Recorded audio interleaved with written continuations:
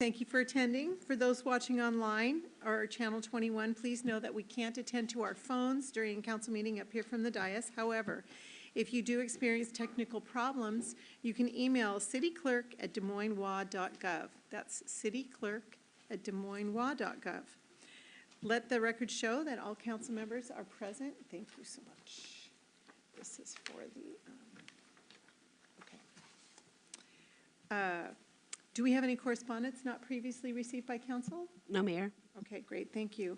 So now it's time for public comments.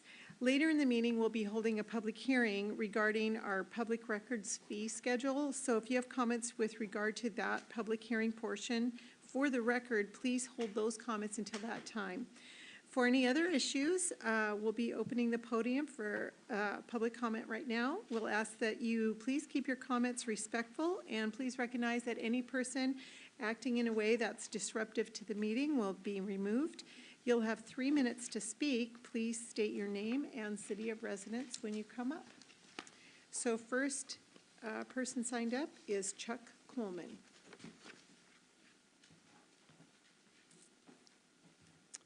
Good evening, Mayor, Deputy Mayor, City Council, City Manager, and staff. For the record, Chuck Coleman, Redondo Beach Drive South. I'm speaking to you tonight representing approximately 250 members of the Redondo Community Association. The association would like to thank the city and city staff for quickly responding to the damage and flooding caused by the recent king tides. The prompt response by Public Works and our police department was recognized and appreciated. The actions taken protected property and likely prevented injury to neighbors and commuters. We know events like this are inevitable in the future, and the association stands ready to assist the city in any way we can. In addition, we'd like to recognize and thank Public Works for effectively managing the construction of the new restrooms. We realize that the site is difficult and constrained. Also, construction this time of the year adds another level of challenge. Public Works staff and the general contractor have done an excellent job minimizing parking disruption, minimizing traffic congestion, and protecting the public, all while staying on schedule. The association looks forward to a new restroom completion and the removal of existing restrooms, which will mitigate environmental damage. On a personal note, I would like to thank the city for creating a very friendly, inviting entrance to our city hall. From an economic development perspective, a welcoming entrance is very positive first impression for potential business owners and residents. Thank you very much. Wow, that was refreshing.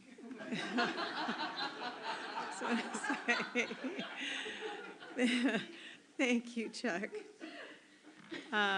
Next up is Lee Tomlin. It's a hard act to follow. Hi, good evening, ladies and gentlemen. My name is Lee Tomlin. I live in Redondo area. I'd also like to thank the Public Works Department for all that they did during the king tide. They were amazing, and I totally think that they deserve a raise. My second thought is I wanted to bring up the issue of the stairs that are maybe or maybe not being built.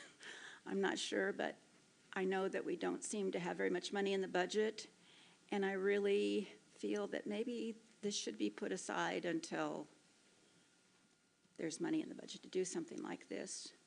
I don't think it brings any money into the community, and so it doesn't make sense to me to continue with that project. Maybe they could put it on hold until there was something else to come up. Anyway, that's all I have to say. Thank you. Thank you. Thank you.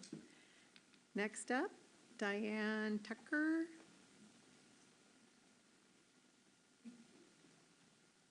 Well, I may sound redundant because I'm Diane Tucker and I live in Redondo as well. I do live right where a lot of the damage was done on the road, and I can tell you firsthand how quickly the roads were blocked off. The access to keep people away from harm, not only to property, but to cars and to neighbors. The Public Works were there immediately.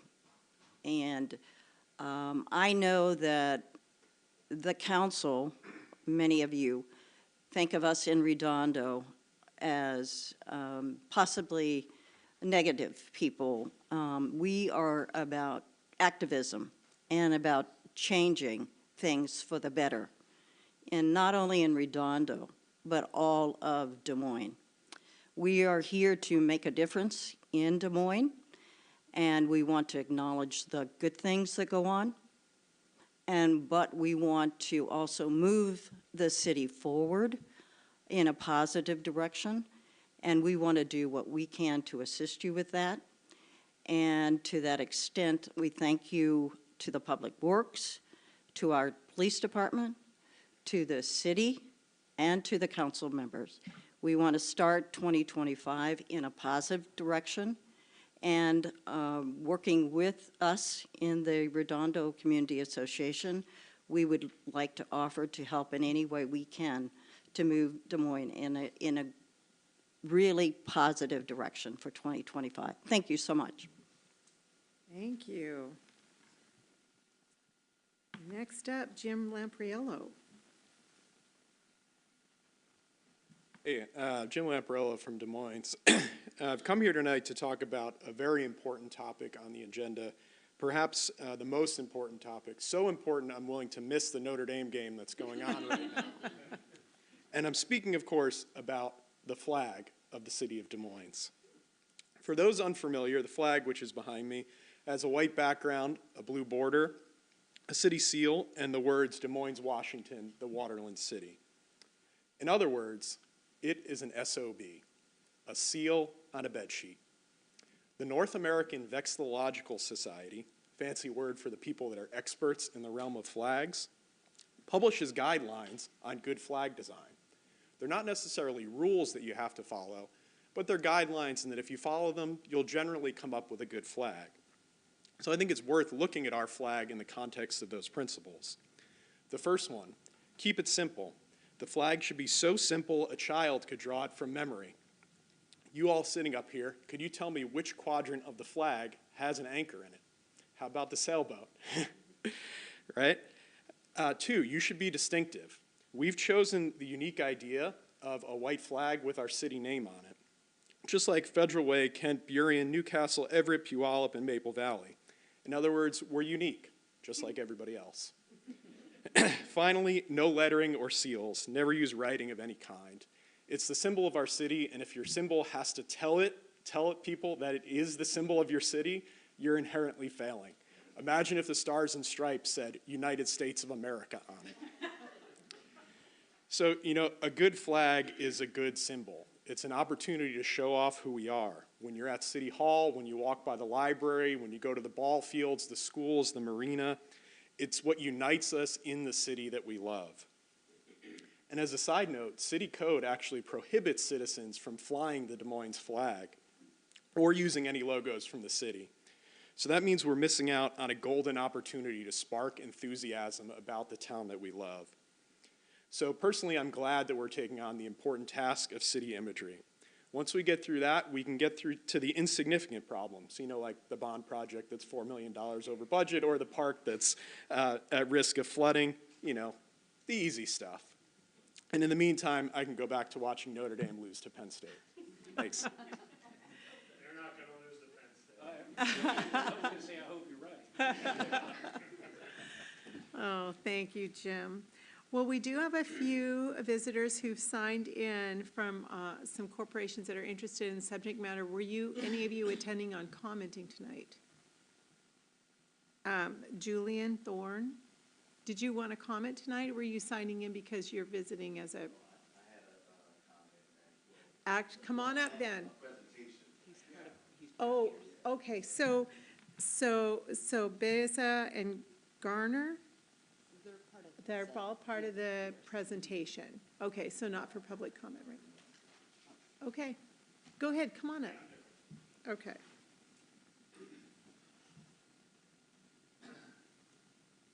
Good evening, Honorable Buxton and City of Des Moines leadership. I'm Garner Duncan. I'm with Easy Fiber.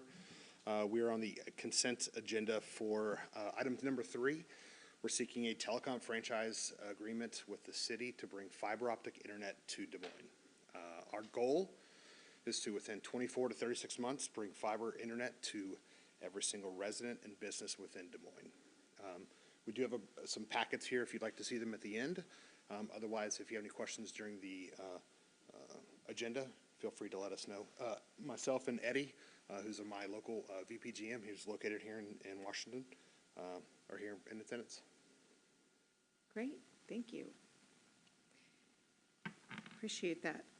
So, just make an offer. Is there anyone who came tonight expecting or desiring to speak, a public comment, but did not realize that you needed to sign up in order to do so? All right, thank you. Now back to you. Okay, so next up, it's time for our committee chair reports, and we will begin with a report out on the Transportation Committee from Chair Mahoney. Thank you, Mayor. We had our first of the year Transportation Committee.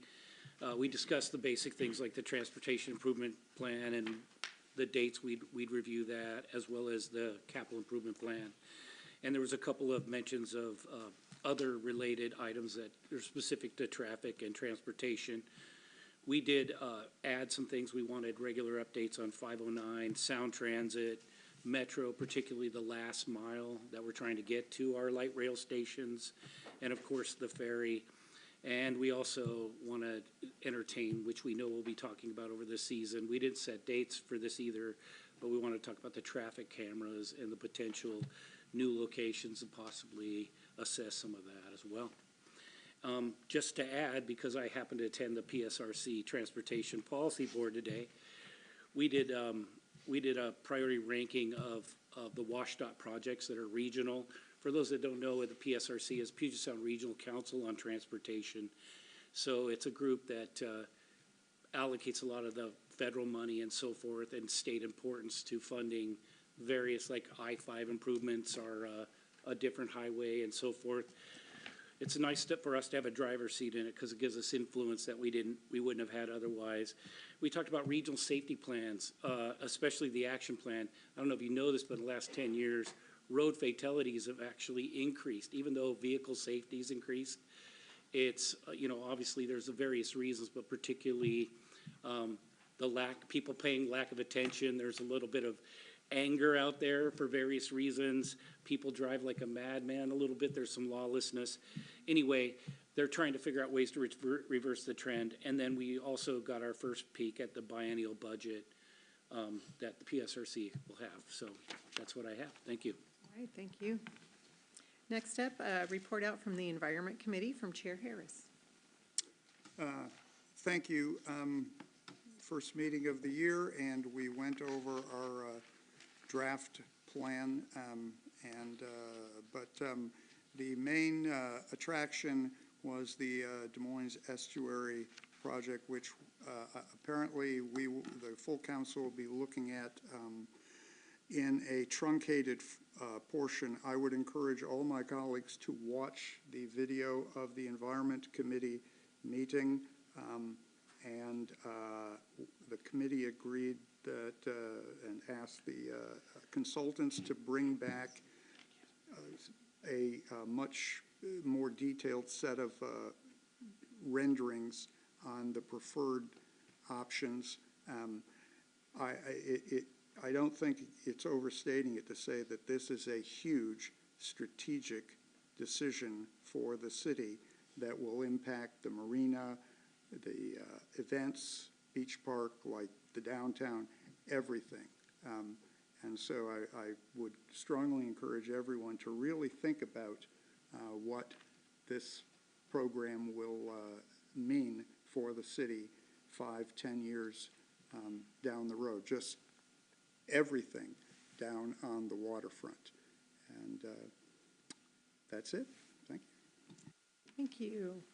Also, I got a report out from Deputy Mayor Steinmetz, who attends the Public Issues Committee meeting.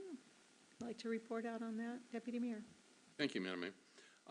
As many of you know, I participate in the Public Issues Committee for the Sound Cities Association, which is a group, 38 cities here in King County that talk in one voice. And you can imagine, there's a lot that goes into coming out to one voice. But we had our legislative agenda that adopted last night, and I wanted to share that, and it's a recommendation to the board of Sound Cities Association. And you'll hear that there are a lot of things that all the cities in King County have in common with us. They want to improve public safety, and so they're asking the legislature to increase the tools and resources, including local taxing authority, to address auto theft, property crime, and support officer recruitment and retention. They are asking it's a priority to promote economic vitality, to do things that helps communities in revitalization and workforce development programs.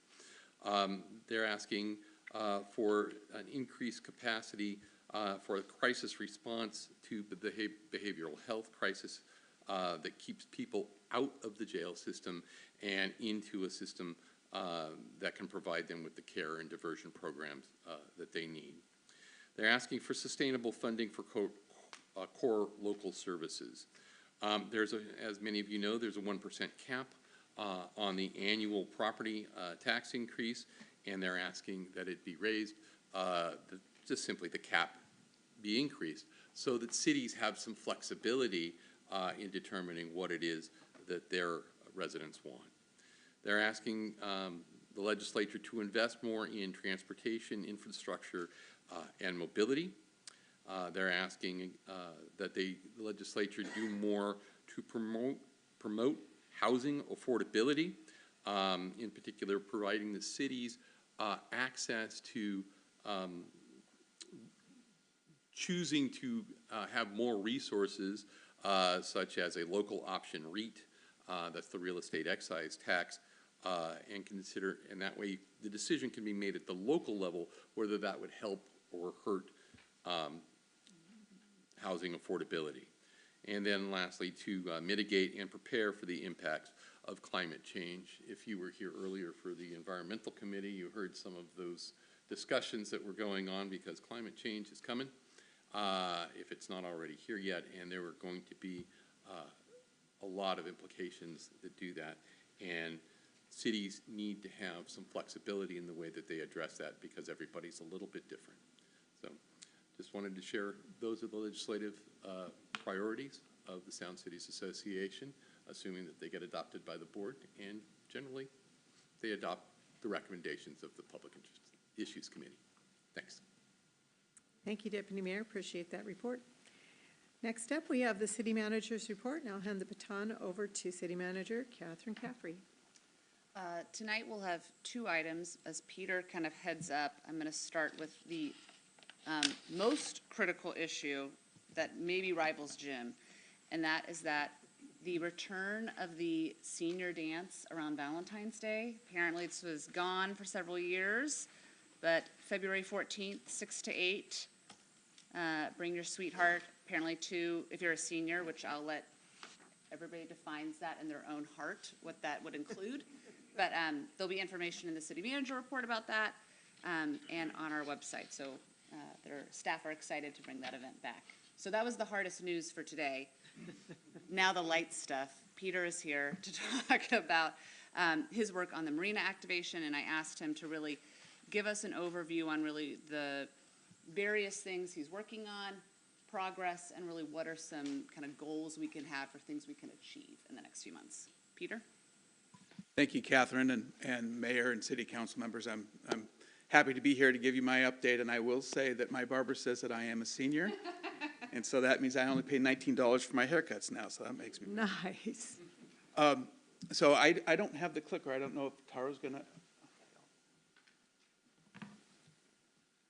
So I think you all know who I am, so I will not give you a repeat of my bio, but I will tell you a little bit about kind of recap. Tara, is this on?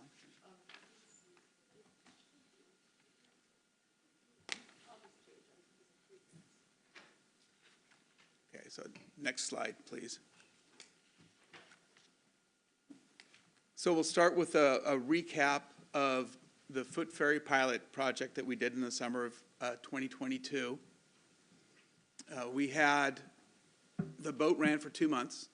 It was a Chilkat Express, 65 passengers, ran between Seattle and the Des Moines Marina. We had 15,000 unique visitors in 2 months. Only one-way tickets were sold, so these were all individual tickets that were purchased. We know from the data collected, which is on the website and has been distributed to council, that many passengers chose to go up on the boat and come back with another method of transportation, or come down from Seattle on the boat and go back up. Most of them took Sound Transit that went up that didn't take the boat.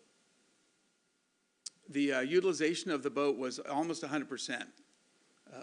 It was full and had standby passengers pretty much every trip, so it was very well used. We were limited by the size of the vessel. We could only carry 60 passengers, and we had route constraints around the crewing. We only had one crew for a 40-hour work week. And so those placed limitations on the number of people that used the boat, that if we had a bigger boat and more frequent service, would have had access to the service.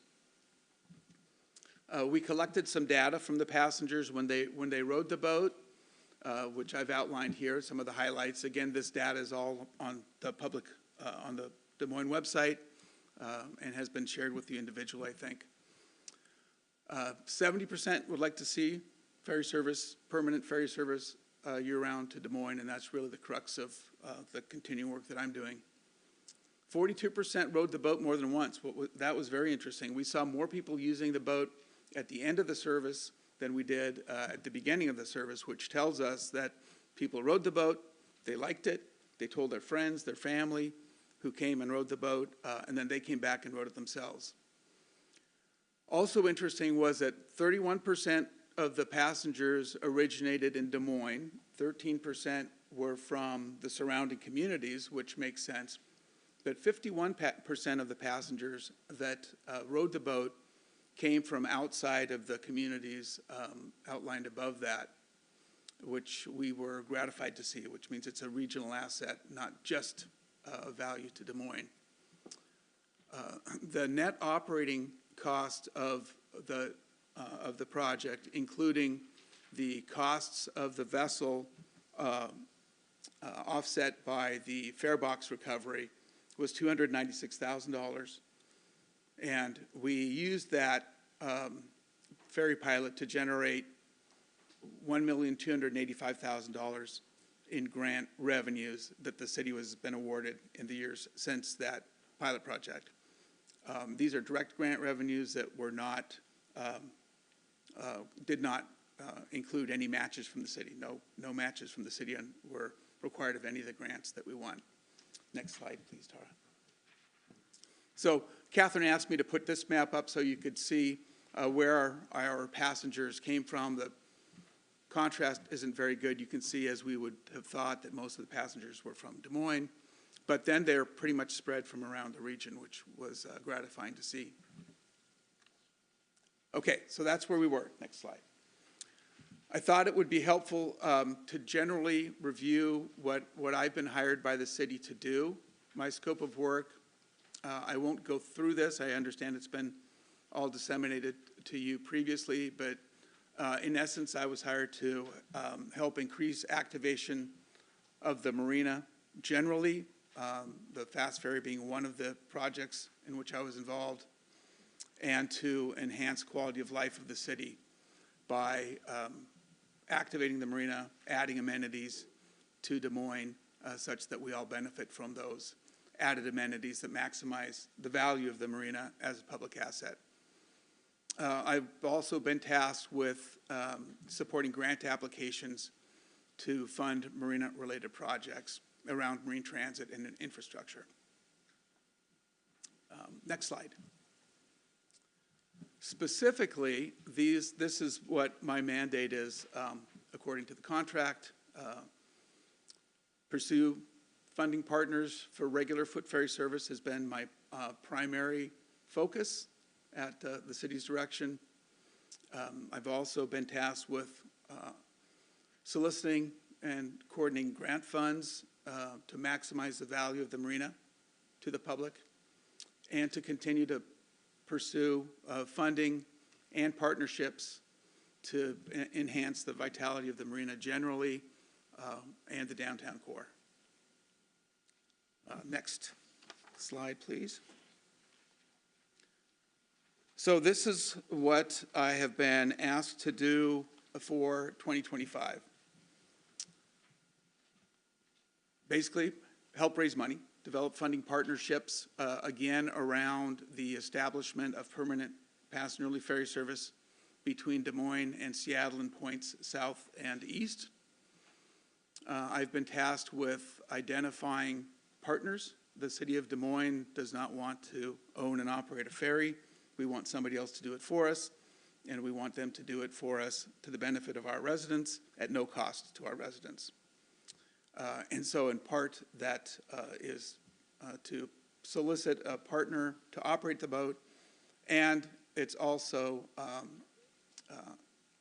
incumbent upon me to demonstrate to those partners why they would want to call it Des Moines and why we are worthy of permanent fast ferry service. We've won a substantial number of grants. Those grants were awarded in 2024. The final paperwork has gone through on all of them in the fourth quarter, and now they have to be administered, and part of my work in 2025 will be to administer those grants. Next slide. So these are kind of the specifics on what we have, what we've won in 2024, and a little bit more. And again, there'll be time for questions, I hope, at the end, so that I can answer some of these. So I'll just go through them briefly, because you're at least familiar with them in spirit. Economic analysis, that contract is for $160,000. It's been awarded to Diedrich RPM, who some of you will remember as the contractor that completed the demand study that justified the pilot project. They have a particular expertise in studies related to marine transit. They're working in Florida, California. The principal actually had a ferry that she operated in Florida and in Minnesota. So she's well versed in the economics and demography around marine transit specifically. So that project, we've just presented their proposal to the city yesterday, I think, their final proposal. And once that's signed, it'll be 6 months until completion. So we expect that to be completed around the 25th of, or around July of 2025. The big project is the Marina Electrification Project. And this is a grant that was awarded to, it was technically awarded to Clean and, we applied for it with Clean and Prosperous Washington, a nonprofit that specializes in electrification projects. And we chose to partner with them because they were very successful in winning grants. They won this one. The grant specifies that the electrification project will be at the Des Moines Marina. This is yet to be scheduled. We have just been made aware, I've just been made aware this morning that Clean and Prosperous has assigned a project manager to the grant. He contacted me today, and we spoke briefly about moving forward. I don't have instruction from the city on how exactly we're going to do that, but we're all ready to go now. So that's to be scheduled. Alongside that electrification grant is a grant. Well, it's not a grant. It was in the governor's budget. Our lobbyist, Anthony Hempstead, was behind this, winning this. Governor Inslee's last budget, he specified $100,000 to the city of Des Moines to make sure that the electrification project works with electric fast ferries as they are introduced. Our whole goal is to make the Des Moines Marina an attractive place for this new generation of electric fast ferries to call. We are much further along than any other city or community in Puget Sound on becoming electrified. So we hope to be the first marina that has the ability to accept and charge electric fast ferries. And then the last grant that I have up on this list is not one that we applied for, but it's one that was applied independent from us, although in coordination with us because they knew of our overall desire to electrify. This company is called ZEV Co-op, and once I'm completed with my presentation, then I'll introduce Julian Thorne, who's with ZEV, and they'll tell you a little bit about the project. This car share is operational and extant at the Des Moines Marina. It's a charging station and a car behind the harbor master's office. You'll hear much more about it from Julian, so I'll leave that there. Next slide, please. So what's next?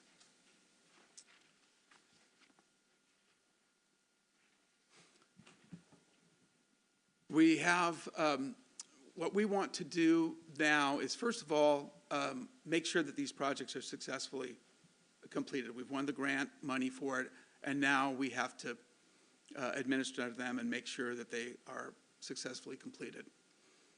We want to pursue legislative funding in this session. Our operation partners ensure that they have the funding necessary to support permanent ferry service to Des Moines. And our lead, there are two agencies that could conceivably provide this service, King County and Kitsap Transit, King County Metro and Kitsap Transit. Currently, we are most aligned with King County, and this is in complete transparency with Kitsap County. All three partners recognize that King County is best suited to serve Des Moines with permanent ferry service. As I like to say, all of us who are residents of King County are paying for ferry service, we're just not getting it yet. So my job is to ensure that we get King County Marine Division to expand to the Des Moines Marina as quickly as possible. And then lastly, we want to make sure that our partners are adequately funded. As I said before, we don't want to operate ferry service. We want to have our partners, namely King County, operate the ferry service. We want to do what we can to help them make the argument with the legislature to be funded for that. So we're working with the variety of partners, including Vashon Island, Pierce County, King County, and others who are interested in expanding marine transit around Puget Sound. Des Moines is best suited to be the first. Most people recognize that, and so we want to support all those efforts to kind of focus everything on Des Moines. And I skipped over a couple things there, but you have them in your handouts. But in the interest of time, I wanted to make sure that we had plenty of time for questions, because I suspect that there may be some. So with that, I'll leave it, and then I'll introduce Zeb after that. All right, do we have any questions for Peter? I'll go with Councilmember Oxiger and then Deputy Mayor Steinmetz. Yes, thank you. I'm a little bit confused about some of the figures that are shown on the recap of the foot ferry pilot. It states that there were 15,000 unique visitors, but 42%, you also state that 42% rode the ferry more than once. So when you say 15,000 unique visitors, are you saying there were 15,000 trips or unique visitors? Because go ahead. A unique visitor is somebody who purchases a ticket, takes that ticket, gets on the boat, and moves from point A to point B. So that's one unique visit. When they get to that location, if they then buy another ticket, turn around and come back on the boat, that's a second unique visit. If 3 days later they buy a third ticket, that's a third unique visit. Okay, this is a unique interpretation of coming from the publishing business. As do I, you know that. That's not the way you calculate unique visitors. Well, I would disagree. It may be hits, but it's not a unique visitor. Well, I disagree with your interpretation of that, but that's the industry standard. When we talk about unique visitors and transportation, we talk about the individual that purchases the ticket and takes a unique visit, a unique visit. You can, Councilmember Ossinger, you can determine whatever you want with it, but that's how we counted it, and I think since it's a standard, that's the term we use. Okay, that's, it doesn't match with the terms that I'm used to, so I'll say that. But there also was a question posed to people as to what they were willing to pay. And they felt that the cost, I believe it was $10 each way. Off the top of my head, I don't remember, but it was very inexpensive. Very inexpensive, but it wasn't, and it did not meet costs. Correct. So, and when the question was asked, if we went to I believe it was, I'm trying to remember exactly what it was, but it went to a substantially higher price in order to pay for itself. The 70% who would like to see the permanent year-round service dropped significantly. So I think that the figures are, to me, rather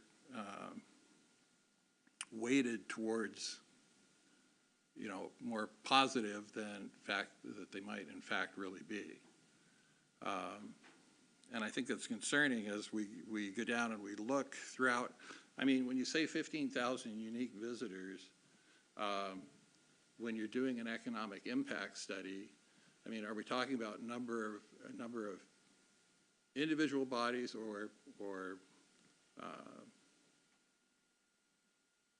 just the total number of trips? It does make a difference. And the study was done during the summer months, and the fact that we have 51% of the the passengers originated from Washington State outside of the area. Do we have any idea if those were people that were using it for commuting purposes, or if they were using it strictly for recreational purposes? We don't, and that's what this economic analysis will tell us. We had a limited budget, so we could only do what we could do in the pilot. But because of that pilot and because of the success of the pilot, then we were awarded grant funding to go deeper into these kind of questions and answer them with subsequent studies, which have been funded. So, but short of having another demonstration project like we had, how are you going to determine from those, which ones of those, whether they were recreational users or whether they were commuters? Well, it would be, I don't anticipate us doing another demonstration project. King County has plans to do demonstration projects, but the studies that we do will be justification for King County to do a demonstration project, similar to the demand study that we did in 2020, 2021, the results of which justified our pilot, which verified that modeling, if you will. So the new economic analysis, the community engagement and secondary transportation study, the results of that can be used to justify King County embarking upon first a pilot project and then permanent service. Okay, when does King County anticipate doing this their demonstration project? Well, we don't have a date for it. We'll have to see what the data tells us from the economic analysis. Is it funded already? The funding for future ferry routes to Des Moines is not currently funded. Oh, but the demonstration project I'm talking about. No. Routes may not. No. What we do have funded and what will happen is King County is going to run a boat, and I neglected to mention that even though it's on my bullet points there. King County is planning to do a demonstration run with one of their boats that's currently running to West Seattle. And they'll run it from Seattle to Des Moines and back to test operationally what they might need to do to make sure that their boats will run here. And that we're going to do that before the end of February. That's planned to do. This February. And so, but that will show what, that it's feasible to do it? Or Yep, that- yep. Or that people would take the boat? Well, it will show that it's feasible to do it. Whether it's not, it's feasible to do it. We think it is. And it's a way to demonstrate, what could be. It's a goodwill gesture that King County Metro is providing to show the community and legislators that this is what we can do, King County and the city of Des Moines together. Okay. The other thing is I rode the boat. It was a nice ride. It's always fun to be out on the water. I took the boat, and the boat was full going up to Seattle, but there was only half the number of people coming back. I asked the two young men that were piloting the boat if that was the norm, and they said, yeah, it is, and what it would be is the trip up in the morning would be full, coming back during the morning hours it would be half full, and then that reverse flipped in the afternoon, which to me indicated that for every 2 people that were going to Seattle, only 1 was coming back this direction. So if people are taking the boat to go up and enjoy the Seattle waterfront, that seems like we're sending $2 out for every $1 that comes back, if you want to put it in a monetary aspect. So I have trouble understanding how that is beneficial economically. Well, the way it's beneficial to the downtown retail core is that we're taking 15,000 people that would not normally transit the retail core, that are transiting it either to go to the ferry or coming back from the ferry. And those people are going through the retail core. It's up to the businesses, of course, and activities that we might pursue to ensure that those people that are transiting the core stay there and spend money. But 15,000 transits happened that wouldn't normally happen because there was a ferry to either take or come home from. Okay. Thank you. Thank you. Deputy Mayor Steinmetz. Yeah, thank you for a good presentation. And I understand that a lot of this questioning about the tickets to and from, unique tickets or not, doesn't matter if King County Metro is the one that's footing the bill and operating the boat, which is what the current plan is, correct? Correct. So it's essentially free to Des Moines to get people to come down here and to go, as you say, transit the corridor. The one place that it could have some impact on the Des Moines taxpayers is at the marina, where you may have some wear and tear and actually setting it up and running the on and off of the boat. Has that been discussed, and if so, what does that look like, and how would that impact the people in Des Moines? Because that's the only place I see that the voters who live in Des Moines could end up with some costs. Wear and tear on the marina has not been a point of discussion to this point. I assume if we get, when we get further along and that becomes relevant, then yeah, I think that's certainly valid of consideration. And if there's really no or very, very limited cost to the Des Moines voters, is there any reason why anybody in Des Moines would be opposed to this that you can think of? I mean, we're paying for the ferry already, we're just not getting it, right? That's what I think, yeah, yeah. All right. Thank you. All right, any other comments or questions? Councilmember Harris. Thank you. When you say 100% utilization, please define utilization. Okay. Well, I said near 100% utilization. I think our actual the utilization was on average, Oh, I apologize, almost 100%. was about 70%, which is very, very good. You know, as Councilmember Oshiger pointed out, you know, 100% up, 50% back, that's 75%. So that's about what happened. We had, in the middle of the day, there were very few people that wanted to go up to Seattle, turn around and come back, although there were some, just as there were very few people who wanted to leave from Seattle, come down, turn around and go back. So the morning routes and the afternoon routes were oversubscribed, and the utilization was less in the middle of the day. We would have liked to have gone longer, started earlier and gone later, but again, we were working with constraints, budget constraints, and so we did what we had the money to do.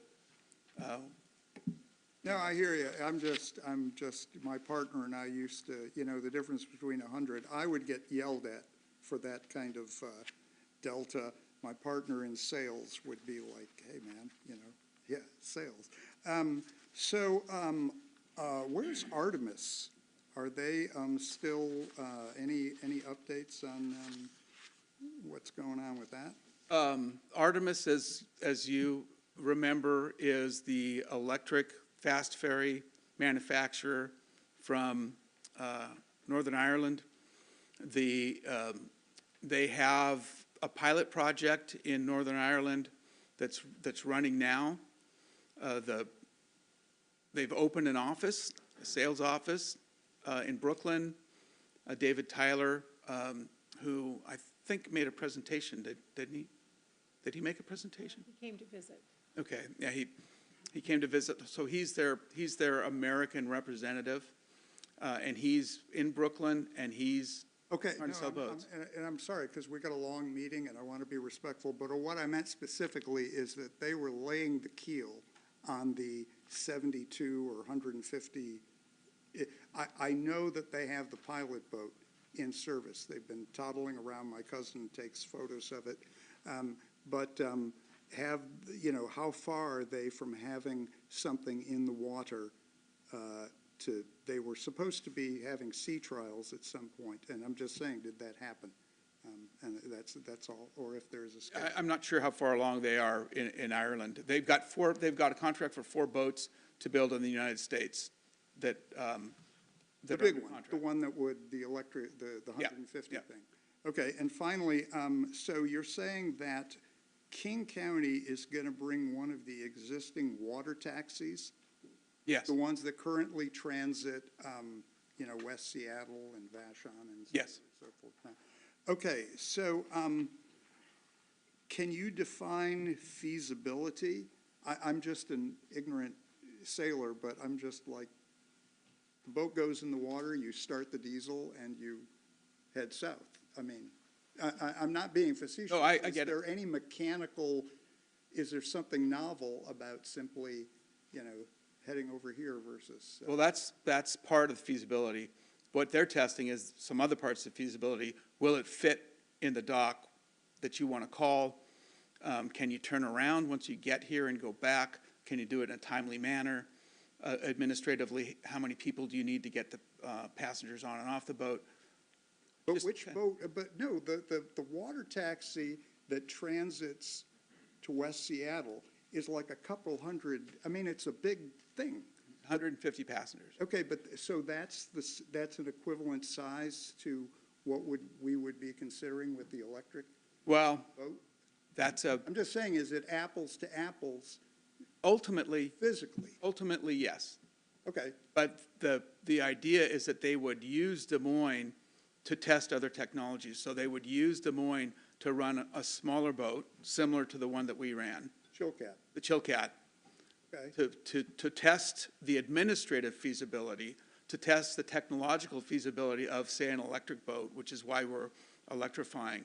So they would test it on this route because we don't have an established demand yet. So if something goes wrong and the boat's out of service for a period of time, a man or woman's not going to miss their work or their doctor's appointment. Okay, no, I get it, but this is still like a Chilcat, or this is a diesel-powered craft that will be doing the test thing in February. This one, yes, yeah, in February. The first boat will be, yep. I'm missing something, but I'm not going to beat on it anymore. I will just, every stat on this page, thank you for your time, sir. Any other questions or comments? All right, thank you, Peter, and hand it back to you. I believe Peter's going to invite up Zev Yes. to talk about the car sharing program. Yep, I'd like to invite Julian Thorne and Beza. Beza's going to hand out a flyer to each of the council members. And this is not my project. I came in late just to make sure that we were able to coordinate it so you guys could get the charging station at the marina. It's there, it's operational. Anybody can sign up and use it, and Julian's going to tell us a little bit about Zev and the program. Thank you, Peter, and good evening, council members and mayor. I'm Beza Daniel, the communication manager at Zev Co-op, and as Peter says, I'm going to pass these out while Julian's presenting. Thank you. Appreciate it. Thank you, Peter. Thank you for the opportunity and your time, Mayor and Deputy Mayor and City Council members. Appreciate that. My name is Julian Thorne. I am the Customer Experience Manager and the Outreach Manager for Zev Co-op, also board member as well. And I want to talk to you about what is currently at the marina, our Zev Co-op. And what is Zev? ZEV Co-op is Zero Emissions Vehicles Cooperative. And we are a non-profit community car share, and we utilize all electric vehicles, cars, sedans, trucks, and vans that are in our fleet. Can you please go to the next slide? Thank you so much. And what are we about? So we are a transportation equity focused nonprofit. We are established here in the Pacific Northwest, Washington and Oregon, but we're also, you can also check us out anywhere throughout the region, as far as south, even as California right now. Yeah. We have an emphasis on providing access to underserved, low-income, and rural communities. And you might kind of think to yourself, does Des Moines qualify for any of those categories? Well, underserved. There is no car share that I can think of that is here in the area, right? So yes, we are looking to expand that and put it here. And so we are providing communities the opportunity to initiate sustainability and clean transportation programs in the neighborhood, and also empower with sharing the information about EVs and their impact on the environment. And next slide, please. And so how does this whole thing work? Sort of like what Peter said, we're partnering with you all. We partner with the community and community-focused non-profit groups also in order to sit the actual site in your community. We position our cars in areas that are easily accessible, and they are usually in places that are primarily close to some type of public transportation. We are also want to be affordable and reasonable. We have rental fees right now that are lower than the market rate of a rental car company. We want to be able to be flexible and listen to the needs of the community. And also, we want to be able to make it easy to access the vehicles. And so we have these events that we kind of tutor and teach folks how all of this works. Next slide, please. And so this program is a tech-enabled program. So you're using your phone to be able to control open the doors to the vehicles and unlock the vehicles. And then the vehicle, you'll be able to reserve it right there through your phone. The vehicle is insured, so you don't have to worry about insurance when you're using the vehicle. We provide roadside support. We provide all the maintenance for the vehicle and also for the the charger as well.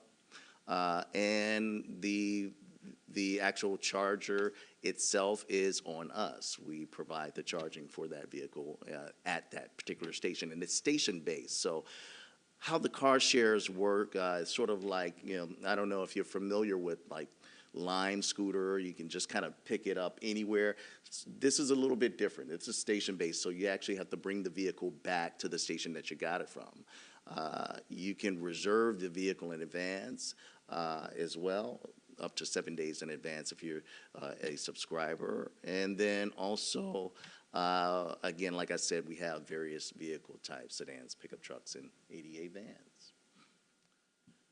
So on our advisory council, you can see a lot of those familiar logos there. That comprises of our advisory board, from Tacoma Power to Seattle City Light, and all these various companies that we work with. This is a sort of a mapping on how we are doing right now. And we just launched about a year and a half ago or so, and currently we have 12 sites, 12 vehicles right now. And you can see second to last there, Des Moines is right there sitting at the marina. I encourage all of you to go to your phones and search in your Play Store or your App Store for ZEV Co-op and go ahead and try us out and see how it works. And right now, we're steadily growing. Next. And so, just to sum it up, we are our mobility company, and we're looking to provide transportation freedom for all. We are encouraging the reduced vehicle usage among a broader population. We would like to get the vehicles off the road, so this way if you share vehicles, that allows others to be able to not have to use so many vehicles. Facilitate the shift towards electric vehicles, fostering equitable access. Not a lot of people are able to afford an electric vehicle right now, so this gives folks the ability to be able to get in one and go.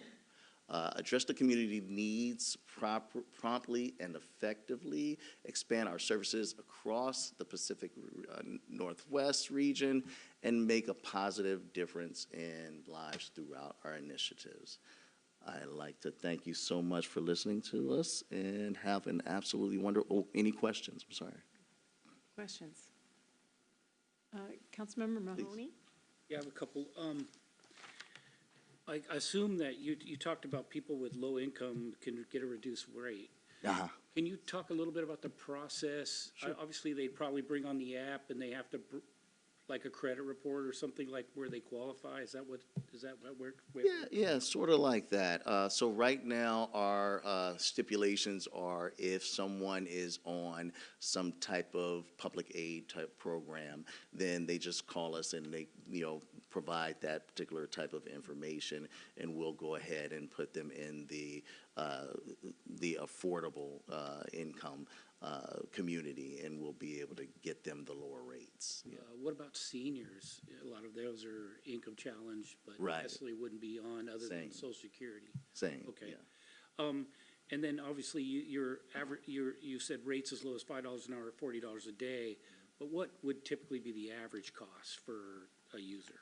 For average costs would be we will probably, average cost is sort of around market rate, $16 an hour, about $128 a day. That's the average cost for a sedan, and the average cost sort of, for car share, rental cars, kind of around that area. However, we are a co-op, so we have, if, one becomes a member of the co-op, you can actually get a benefit of being able to have lower rates in the company. And so, if you pay a certain fee, one-time fee, then you'll be able to cut that particular, price in half, basically. Yeah. What's that cost?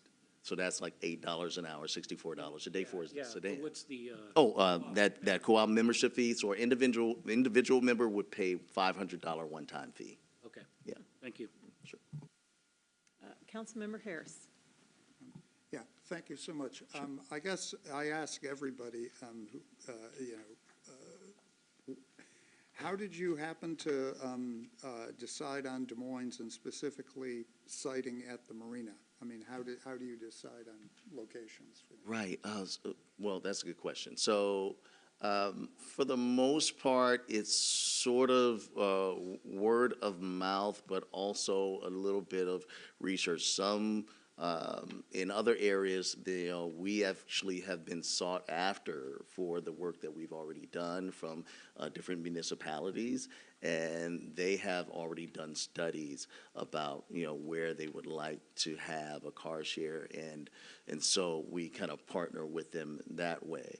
But for, we have also done our own research, in other areas, and for the most part, we are working with the people that see the need. Currently, we have we're a small group of people, probably about you can count them on two hands as far as how many we have on our staff, and so we have been working tirelessly to be able to put these 12 sites up. And for again, like I said, for the most part, it has been just sort of a word of mouth, but just, reaching out and talking to different people that we know at different organizations that see the need for car share in their areas. Thank you, sir. Councilmember Nutting. Thank you, Mayor. Thank you for the presentation. I do have a few questions. So, how many cars do you have down at the marina? We just have the one car. Just have one car? So far, yes. And one charging station? That's correct. And was that on you guys to put, was that on Zev to install that okay, so there was no cost to the city for any of that? Okay. That's correct. And then what are your aspirations for continued service down there? Just the one car? Are you looking for more cars down there? Well, we would definitely like to be able to scale, and we would like to actually have every site have at least 2 cars. We find that the customer experience is not as great when you only have one car and someone else is looking for a car, and then that's kind of defeats the purpose of having a program. So at some point, we definitely would like to have 2 per station, more if the need be. Very good. I understand the need. I think the next couple questions are for staff maybe. So, do you pay for a business license? Is there a business license that's Yes. paid for the city? Okay. Yeah. And then B&O taxes and that kind of stuff. So there's revenue that's brought in to the city by having your business here then? That is correct, yes. Okay. Okay. Thank you very much. Deputy Mayor Steinmetz. Yeah, I mean, this is a great service to a lot of people. When I was in high school, my best buddy, his mother had recently divorced his dad, and they'd moved out to California.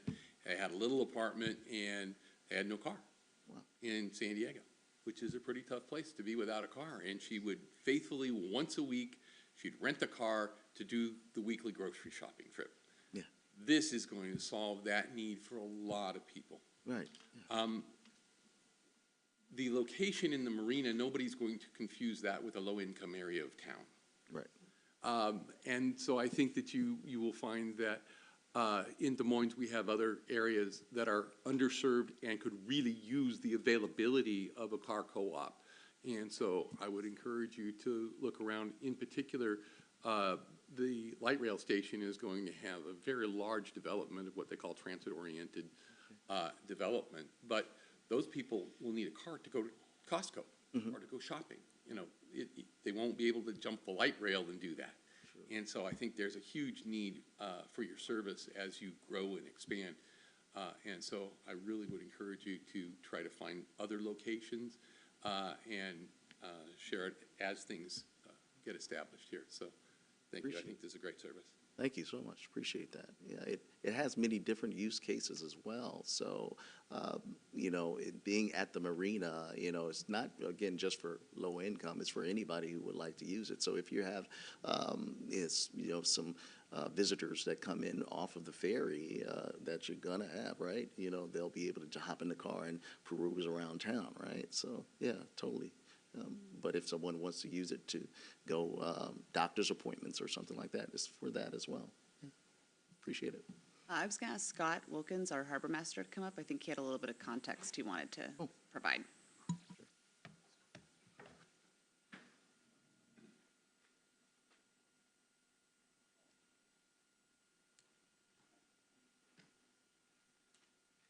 Thank you, City Manager, Mayor, Deputy Mayor, and Council. Scott Wilkins at the Harbor. Quite a ways back, Greg Dronkert, who's kind of spearheaded this program, got in touch with me and asked me about this. And for me, it was a no cost, so everything was paid for by them. The installation, the car, everything as it was stated. For us, it's pennies a month to have it sitting there charged because it's not really using much there. I felt it was really awesome for us to have it there at the marina. For us, really, I want boaters to come in, yacht clubs to come in, other people to come in that might need to pick up somebody from the airport, take someone to the airport, go shopping, go to dinner. They come by boat. So I was looking at it from that side because that's what I do. So that's kind of the how I felt it would be really important in the marina itself. And so that's how I like it. So I appreciate it.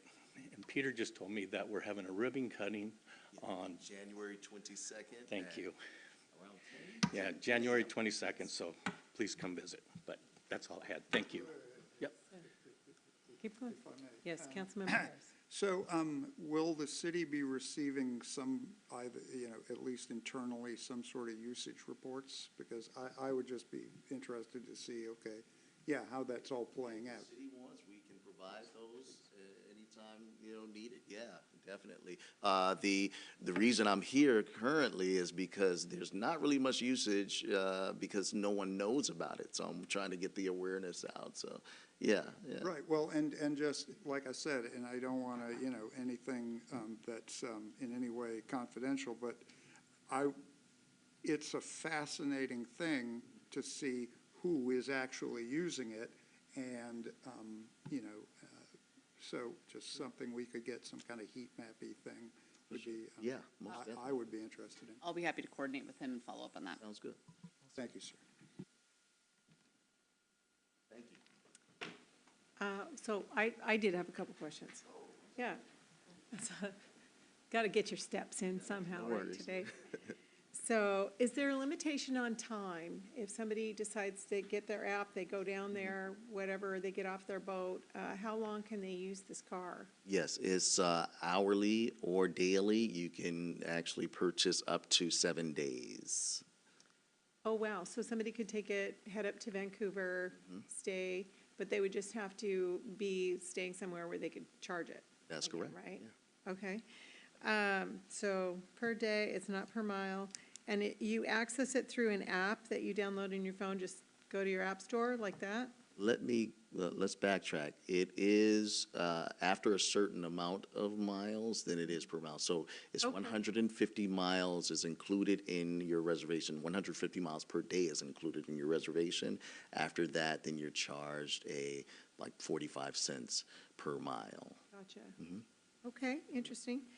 And then in regard to disseminating information out into the community, so just wanted to reiterate a little bit louder that there is going to be a ribbon cutting, like a kind of a grand opening for this car down at the marina on January 22nd. At what time? 10 a.m. 10 a.m. So we're going to celebrate the fact that our community has this, and we'll be putting it out on social media. You've got it with a, what, like a QR code or something if somebody wants to click and find out more about you on the digital media? Yes, we do. Yeah. Okay. Yep. You can check our website. Okay. And our QR codes will provide. But yes, we definitely have it all at zev.coop.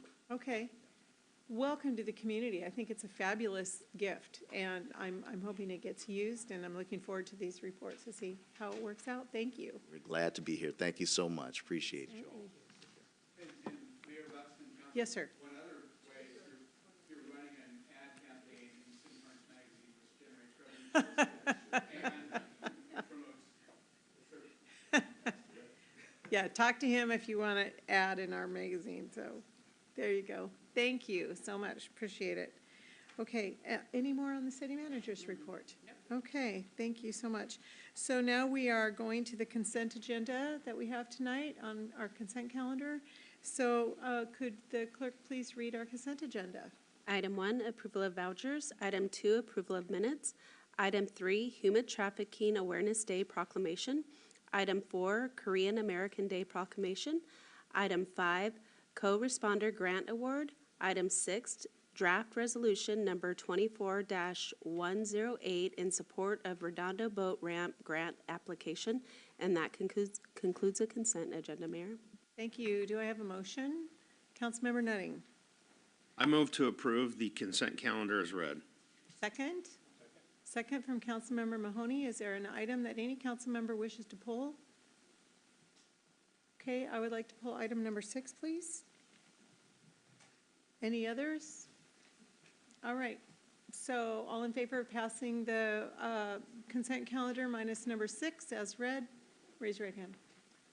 7-0, unanimously. Thank you. So I'd like to turn item number 6 over to the city manager. Yeah, I'd asked for this item to be pulled. I'd gotten a question yesterday about, gosh, didn't you guys just put things in at this pier? Is this grant ripping out things that were done just last year?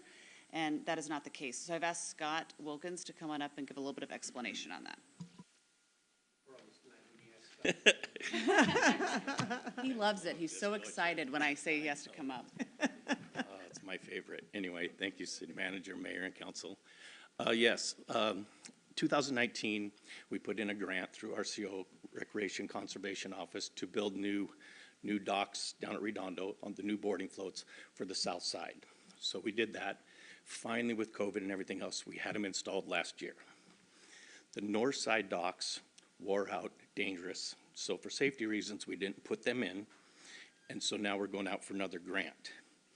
The first float on the north side is still 1980 King County Redondo floats.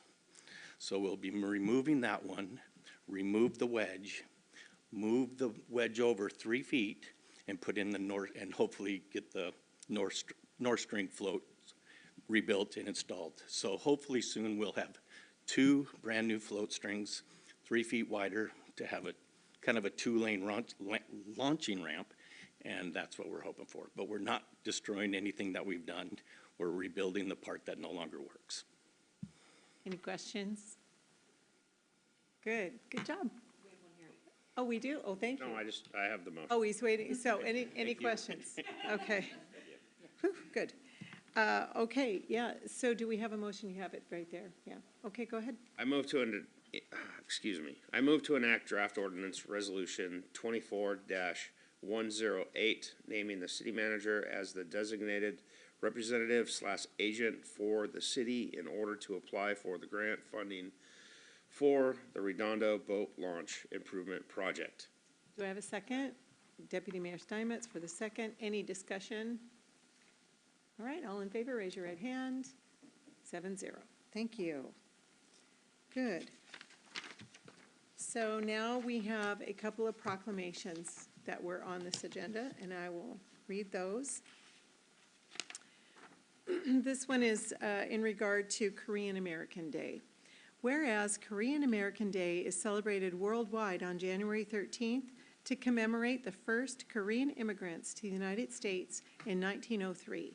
And whereas On January 13th, 1903, the first Korean immigrants arrived in the United States. These first immigrants and their descendants faced and overcame difficult conditions and created a vibrant and successful community that has fought for our nation's freedom and democratic way of life and has been characterized by a strong and diligent work ethic, a value for education, and an entrepreneurial spirit. And whereas it's fitting that we celebrate and honor Korean immigration to the United States, the state of Washington, and the city of Des Moines, and recognize the Korean American community's invaluable contributions to our rich cultural diversity, economic strength, and proud heritage. And whereas achievements and contribution of Korean Americans can be seen throughout the nation and Washington state in business, academia, arts, science, engineering, medicine, literature, journalism, government, the military, and numerous other areas. And whereas we come together as a community in a spirit of unity to celebrate the first pioneers that paved the way for the vibrant Korean American community that thrives today and the invaluable contributions that enrich our city. Now therefore, the Des Moines City Council hereby proclaims January 13th to be Korean American Day, signed this 9th day of January, 2025.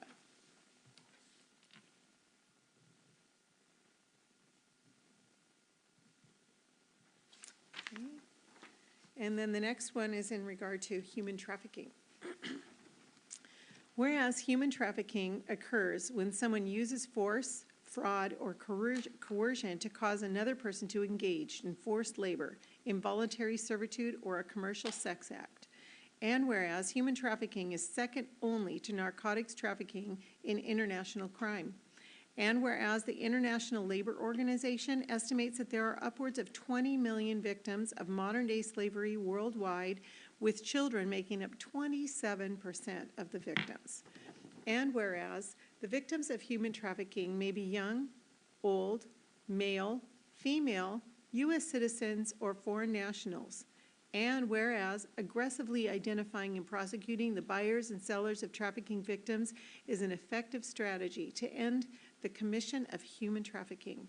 And whereas assisting victims of human trafficking requires a coordinate community response among community groups, social services, schools, and law enforcement. And whereas Washington State recognizes a National Day of Human Trafficking Awareness, which is designated annually as January 11th. Now therefore, the Des Moines City Council hereby proclaims January 11th to be Human Trafficking Awareness Day in the city of Des Moines, and reaffirms the city of Des Moines' zero-tolerance policy for human trafficking, and encourages all to raise awareness about human trafficking and work collaboratively with law enforcement agencies and community organizations to combat this terrible crime. Signed this 9th day of January, 2025.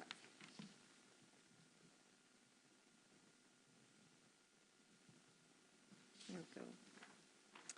And I just want to take a little bit of liberty to here say we weren't able to coordinate a visit from, we do have a local organization that provides a bridge and transition services for people coming out of trafficking right here locally, and our city supports them. It's called the Genesis Project. So if you'd like to know a little bit more about them, super easy to find online, the Genesis Project.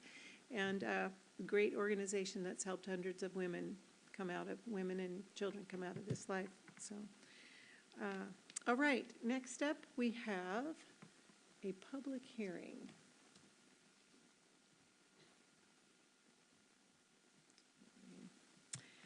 So the purpose of this public hearing is to consider draft ordinance 24-037, amending the city's public records fee schedule. I'll now open the public hearing, and we'll begin with a staff presentation by Tara Vaughn. Thank you, Mayor, Deputy Mayor, Council.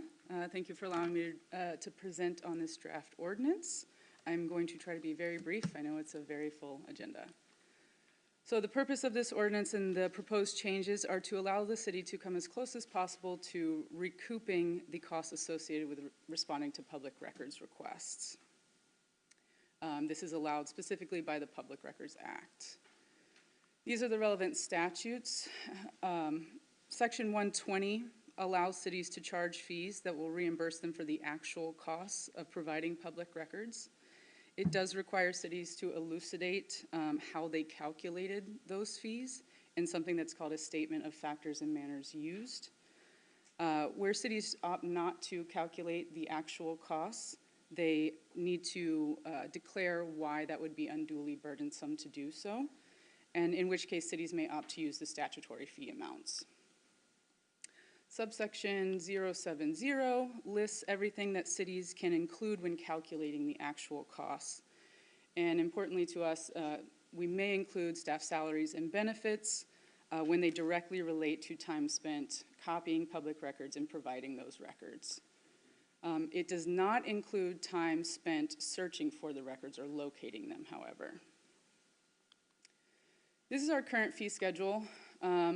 Basically what you'll see is 15 cents per page for printing photocopies, 10 cents per page for scanning copies. These are the statutory amounts, but it doesn't take into account the technological changes and the way that public records are retained and provided to the requester. So for example, this doesn't take into account the time spent uploading or downloading very large files. It doesn't take into account the time spent redacting body-worn camera footage, which can take quite a long time, depending on the size of the file. This last year, staff spent around 1,400 hours responding to public records requests, but we only recouped a little under $2,600. We do not believe that's coming close to the actual costs of providing these records. So, these are the proposed changes.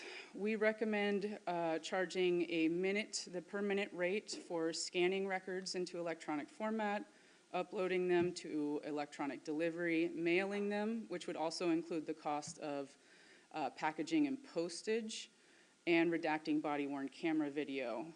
If there is a request for plotter paper or some non-standardized paper or something that would require technical expertise, that would be charged at the actual vendor's rate.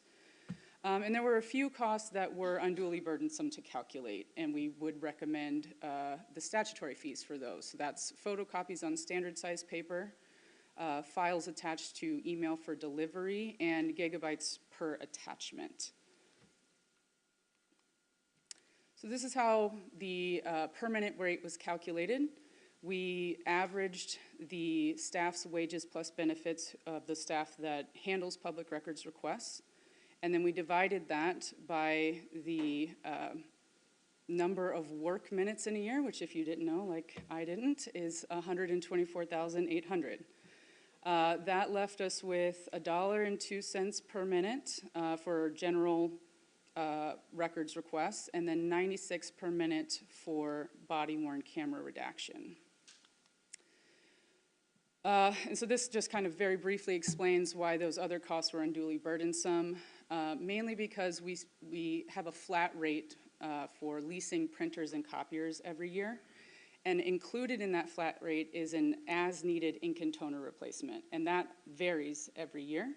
So trying to determine of that flat rate how much is just ink and toner would be nearly impossible, as would calculating the cost of a single sheet of paper for the city every year, as the amount of paper used and the quality of the paper varies.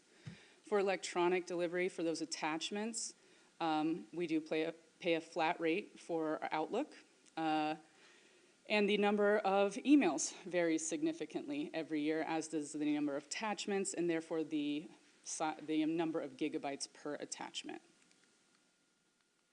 So that was very brief, but I will answer any questions.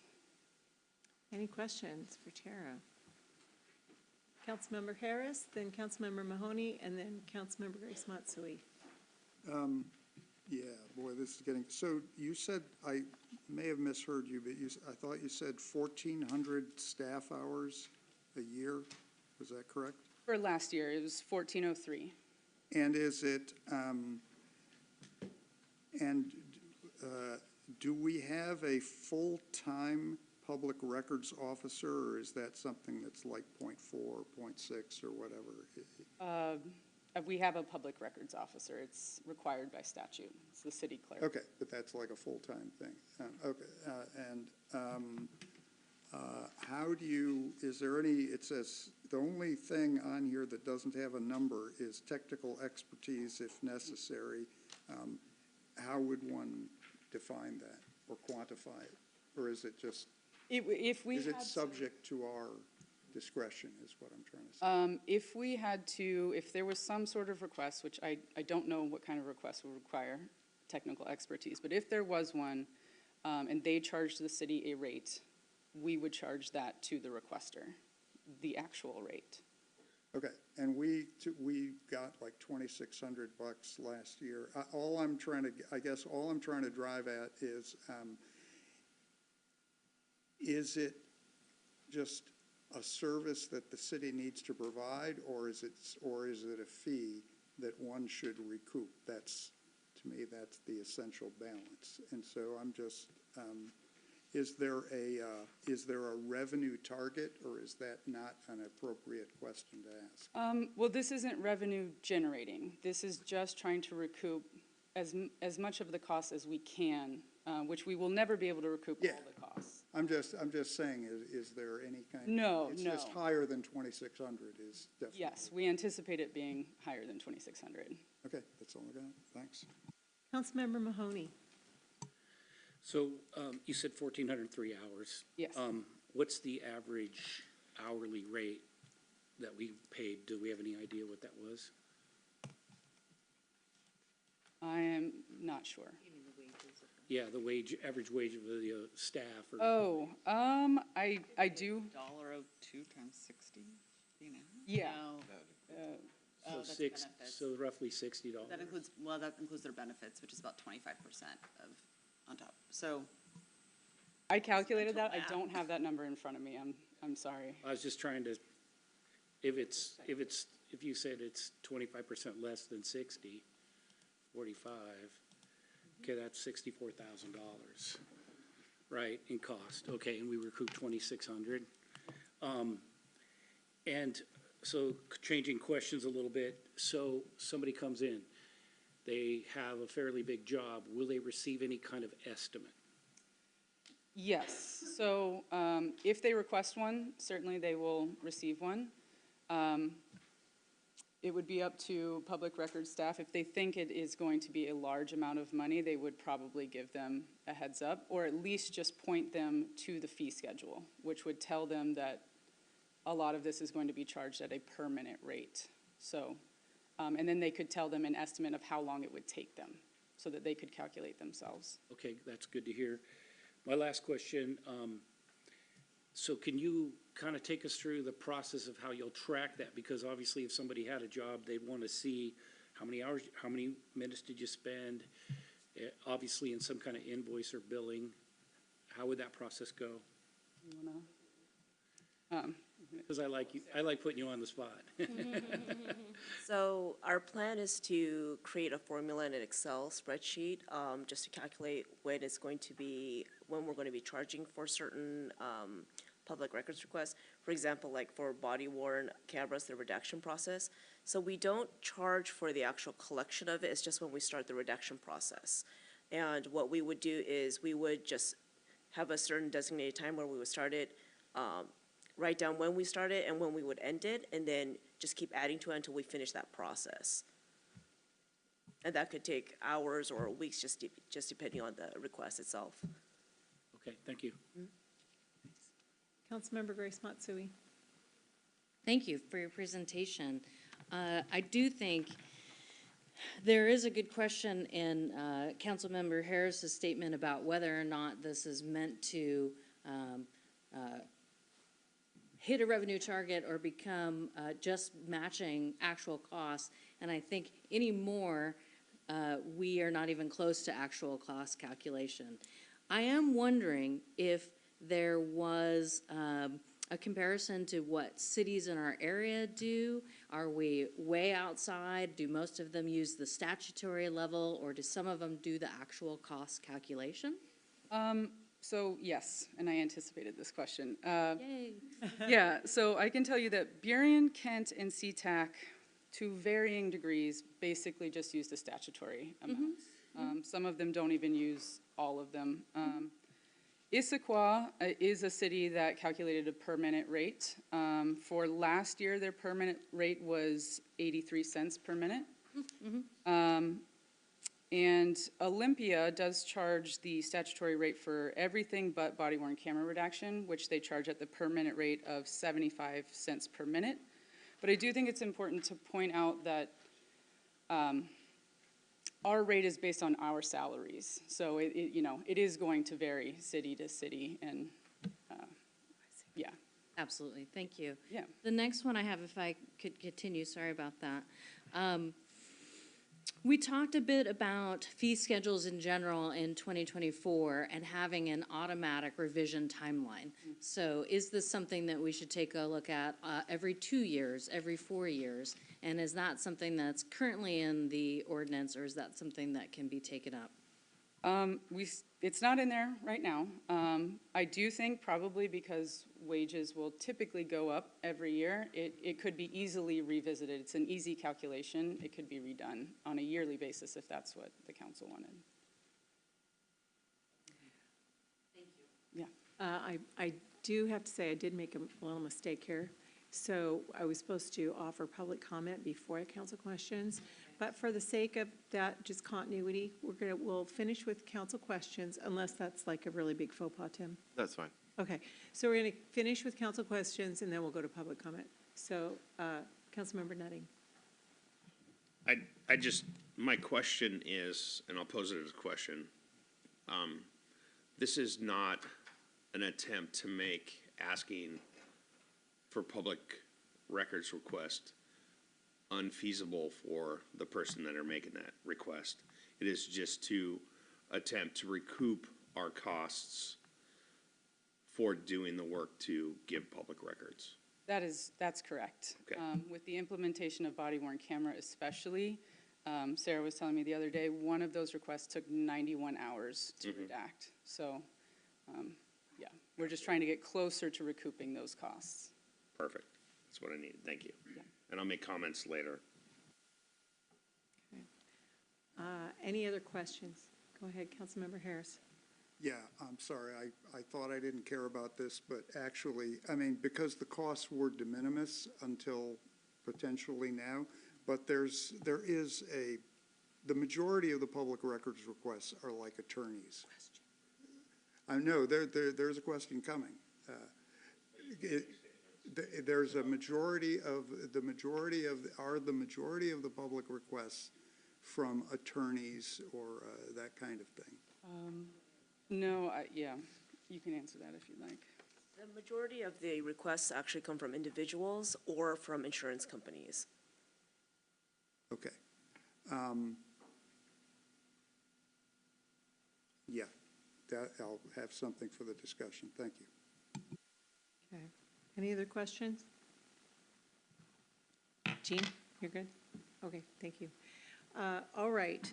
So switching it up a little, it's now time for public comment portion of the hearing. Please keep your comments respectful and understand anyone speaking or acting in a disruptive manner will be removed from the meeting. Please state your name and city of residence if you do come to the podium. Is there anyone, I don't have anybody who signed up for this portion of the meeting tonight.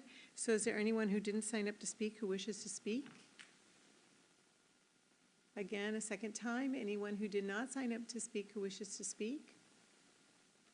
And a third time, anyone who did not sign up to speak who wishes to speak? Okay, great. I'm going to offer one more time. Council, do you have any other questions? Okay. So, Well, discussion part. no, it's discussion. This is questions only. One more Good. question. So is there an option at no cost to review public records? Yes. If they want to come into City Hall, they can review public records for free. Okay, thank you. So now I'm going to close the public hearing. And do we have a motion? I think Councilmember Mahoney. I move to enact draft resolution number 24-037, amending the city's public records fee schedule. Do I have a second? Second. Councilmember Nutting for the second. Now it's time for discussion. Councilmember Harris? like I said, I didn't think I cared about this, but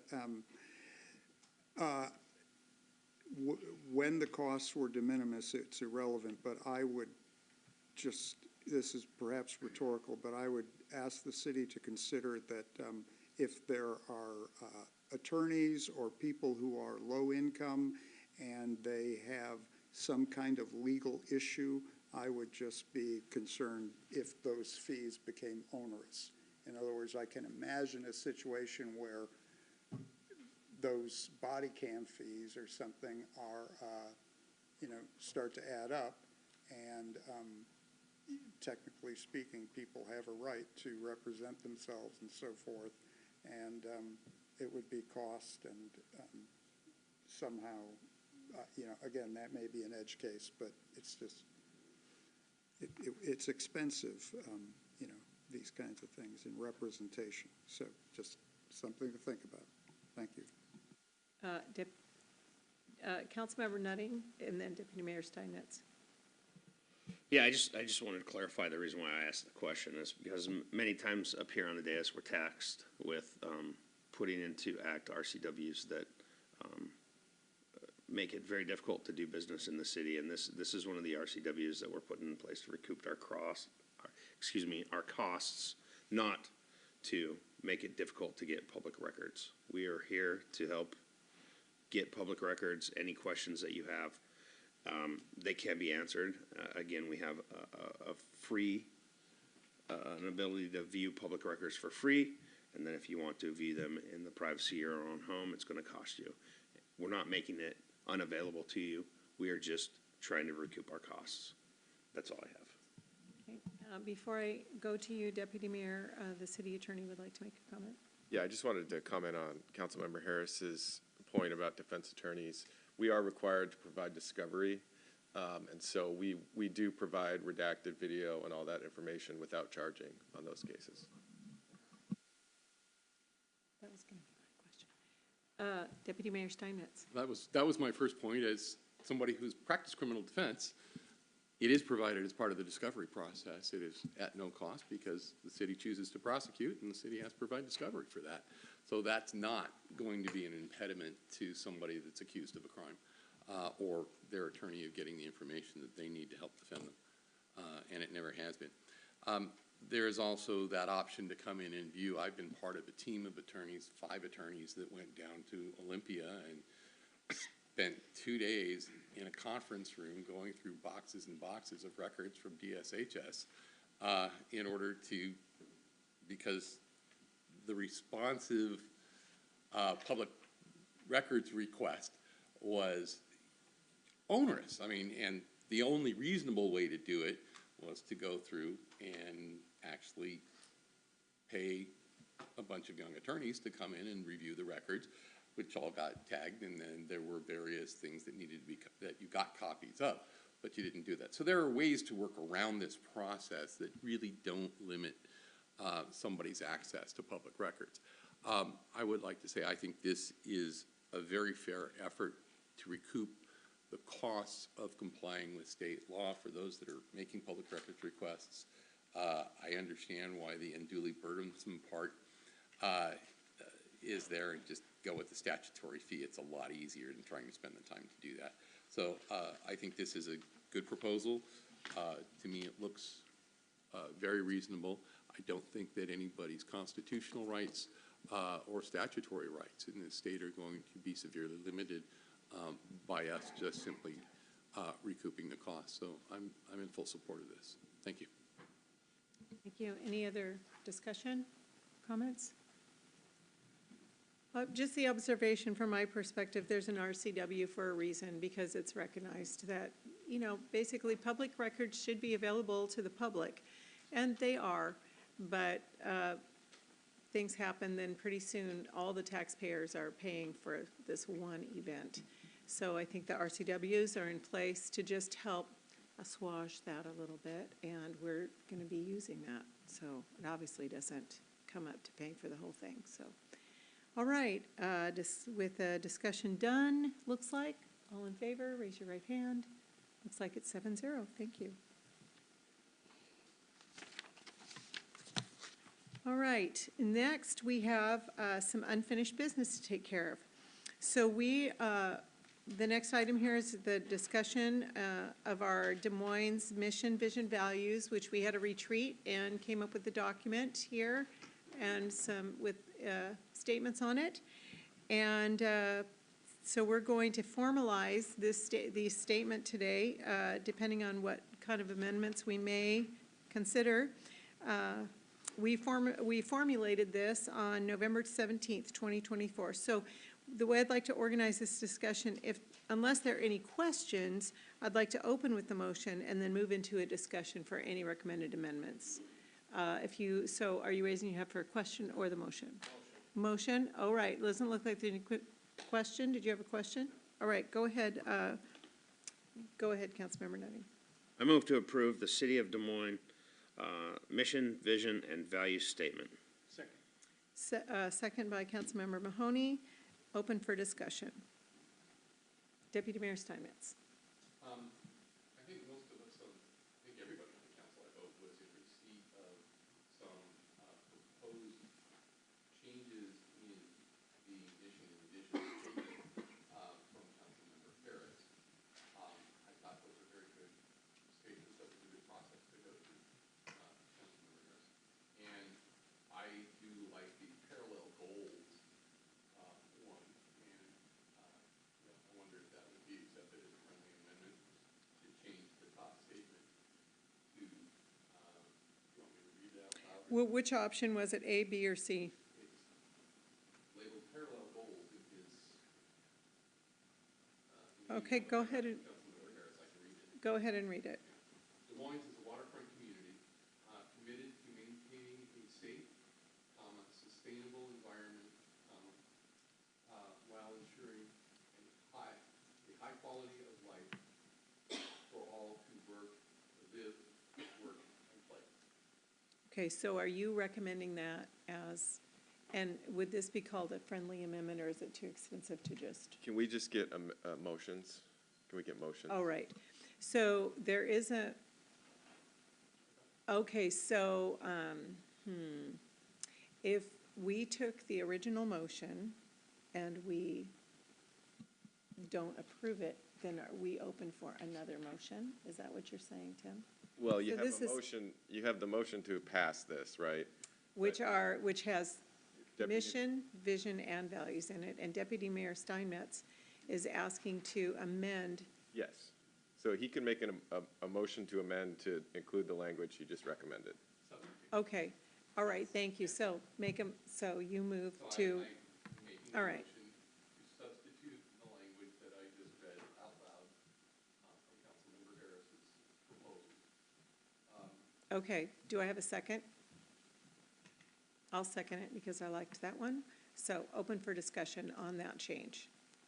Did you want to discuss? Yeah, Okay. I do think that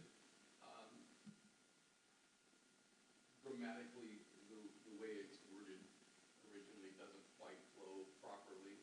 I think that what was proposed here does flow better, and it creates what are called parallel goals, which means we're not just about one thing, and we're not going to put one thing above the other, but we're about creating a community that ensures all of these particular things. And I think that from a clarity standpoint, it's important to have that. So I would urge everybody to accept the amendment. I don't think it radically changes the intent, but I do think it clarifies and makes the wording of it more clear.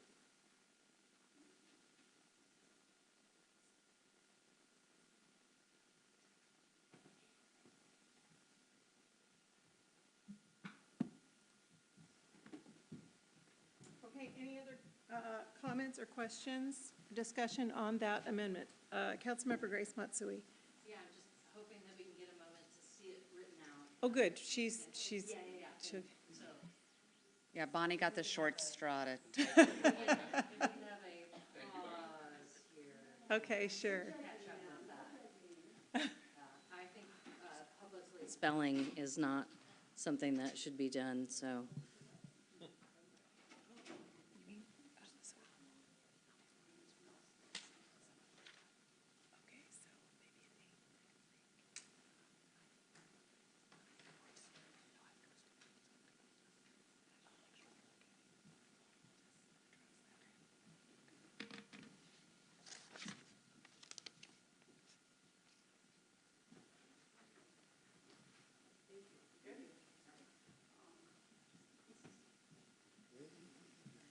So, there you go.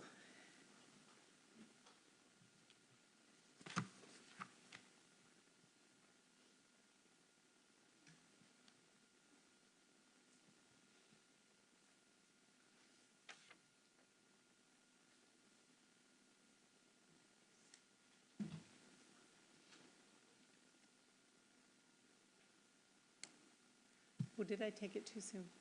Yeah, I think we're good, right? So how are you guys doing? So go ahead, Councilmember Grace Matsui. I think it's been a little while since I got the comments from Councilmember Harris, and so and I'm paraphrasing here, so I'd like to ask you if you have some comments about why you felt the previous wording. And if I remember, it's because you can't provide something by building it. You have to have it first in order to provide it, or, I'm sorry, can you refresh my memory about why you felt like the other words were circular, I believe it was? Go ahead. Yeah, absolutely.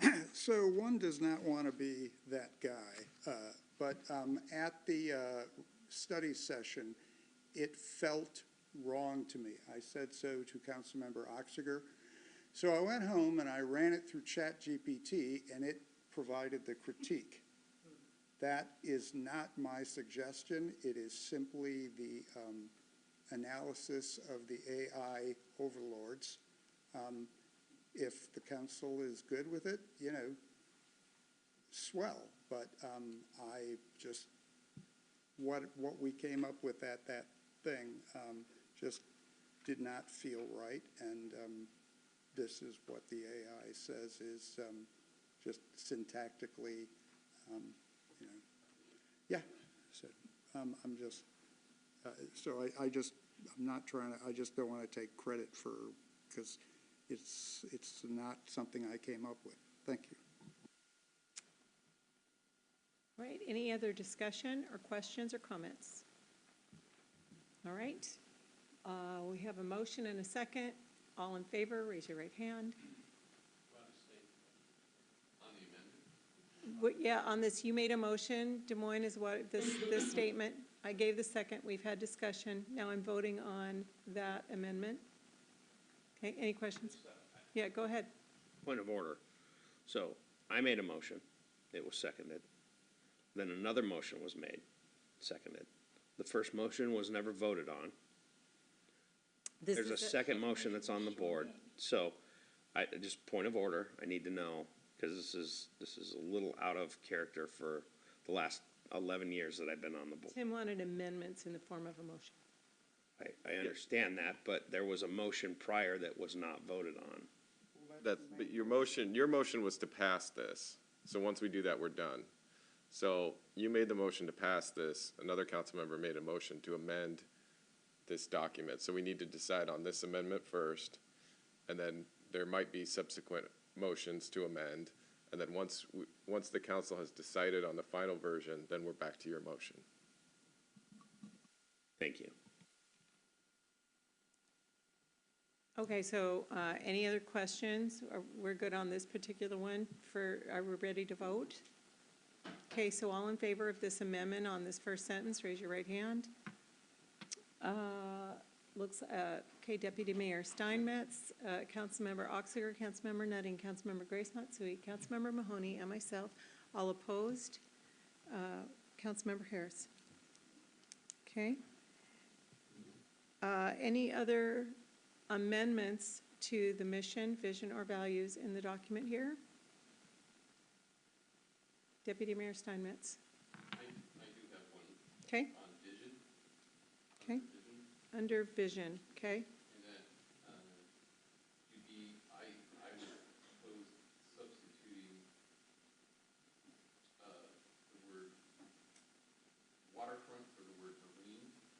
so it would read, to be the premier waterfront destination in the Pacific Northwest.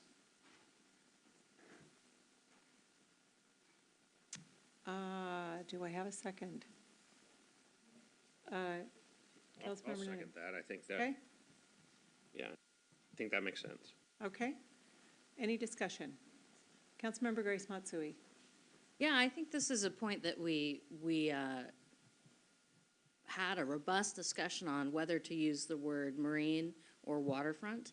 And we wanted to use marine because it was more expansive than just built structures facing the water. We were talking about boating, fishing, scuba diving, and more activities that were just not set on the waterfront.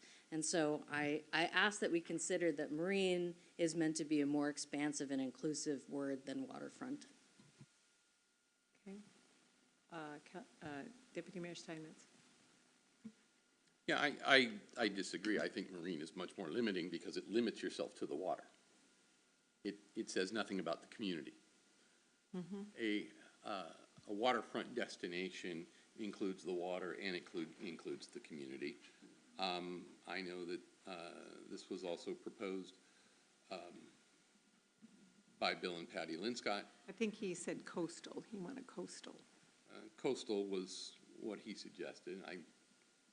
I still think waterfront gets to what we're trying to get at, which is our community, and we have declared we're a waterfront community, so a waterfront destination, to me, makes sense, and it's internally consistent to use that same word. And so I just think it's an improvement. And I do agree with Councilmember Grace Matsui's description that it was a robust discussion at the time. And I guess I haven't quite given up on waterfront yet. Okay. And so that's why I'm making the amendment, or proposing the amendment. Okay, so we have a motion and a second. Any more discussion? Councilmember Mahoney. Yeah, I agree with Member Grace Matsui. Sorry about that. I remember the robust conversation and the discussion about waterfront and marine, and I agree. It's all encompassing. It includes marine. The definition, or at least as we built as a collective, was that it included the water as well as the waterfront. So I'm not in favor of the change. Okay. Any other thoughts? Councilmember Grace Matsui. I will say that I will go with the will of the majority on this discussion, and so it may be helpful. I offer to abstain because, again, I think it could be either, so I'm not willing to say I'm opposed to one or the other. Councilmember Harris. So, I got nothing in this, but in my opinion, the vision statement should be the hidden gem of Puget Sound. That was the slogan that I heard 30 years ago when I first got here. This is the hidden gem of Puget Sound. But I'm not even going to put it on the floor or table or whatever this object is, but that's how I think of this place. Thank you. All right. Any other discussion? All right. All in favor of all in favor of that sentence up there with the word waterfront? Raise your right hand. 3 of us. So Deputy Mayor Steinmetz, Councilmember Nutting, and myself all opposed. Councilmember Harris, those who abstain. So it looks like, well, here's what I'm. Wait a minute. Councilmember Oxiger Still thinking? Councilmember Oxiger is still thinking. Okay. An What- abstention counts as a no, that's why. Pardon? An abstention counts as a no. I think we changed that. I think we changed that. Under Robert's We rules. changed, well, and we changed that in our protocol manual also. Yeah. So we still don't have a vote. Okay. I will go with marine. I mean, with waterfront. Waterfront. That's So you got 4. So Councilmember Oxiger is an aye for waterfront, and that's the majority. And the other, we did have, who's abstained? One abstention, and the other two opposed. Councilmember Mahoney's opposed, and I'll abstain, sure, why not? If two we're all- abstentions. Can Councilmember we Harris just, abstains. All right. Looks like, okay. I think, are there any other amendments being offered to this vision, mission, value statement? Okay, so now we are to the main motion offered by Councilmember Nutting. Any other comments? So All do I right. need to remake the motion as As passing this amended. amended? Let's take a look. No, it just says approve the mission, vision, value statement, and we just, Yeah, it's been amended, so we can go back to your, Original your motion, motion, okay. yeah. Thank you. yeah. All right, all in favor, raise your right hand. Deputy Mayor Steinmetz, Councilmember Oxiger, Councilmember Nutting, Councilmember Grace Matsui, Councilmember Mahoney, and myself all opposed. Councilmember Harris. Okay. We have a mission, vision, value statement. So now we're coming into new business. We have several items on new business. We actually do have several items left. I am wondering if we would like to take about a 5-minute break. Would the council like that? Got some nods? Okay, take a 5-minute break. Well, I'm going to give you 7 minutes, so it gives you time to use the restroom if you want. All right. Do I need to gavel this? All right, 7-minute break. You want me to move my own?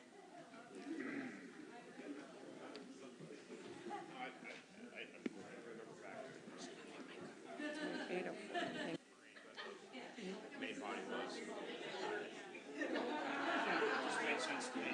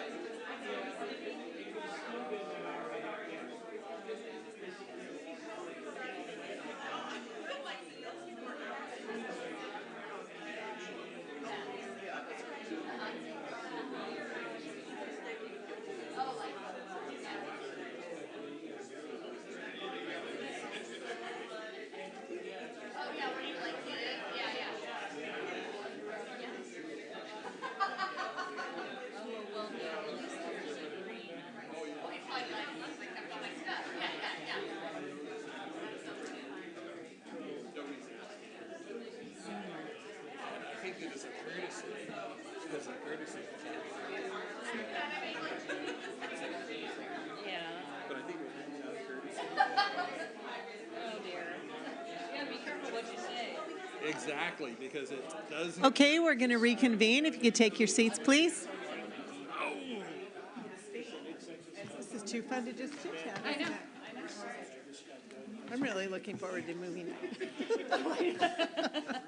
told them today, I was like, Concord. Yes.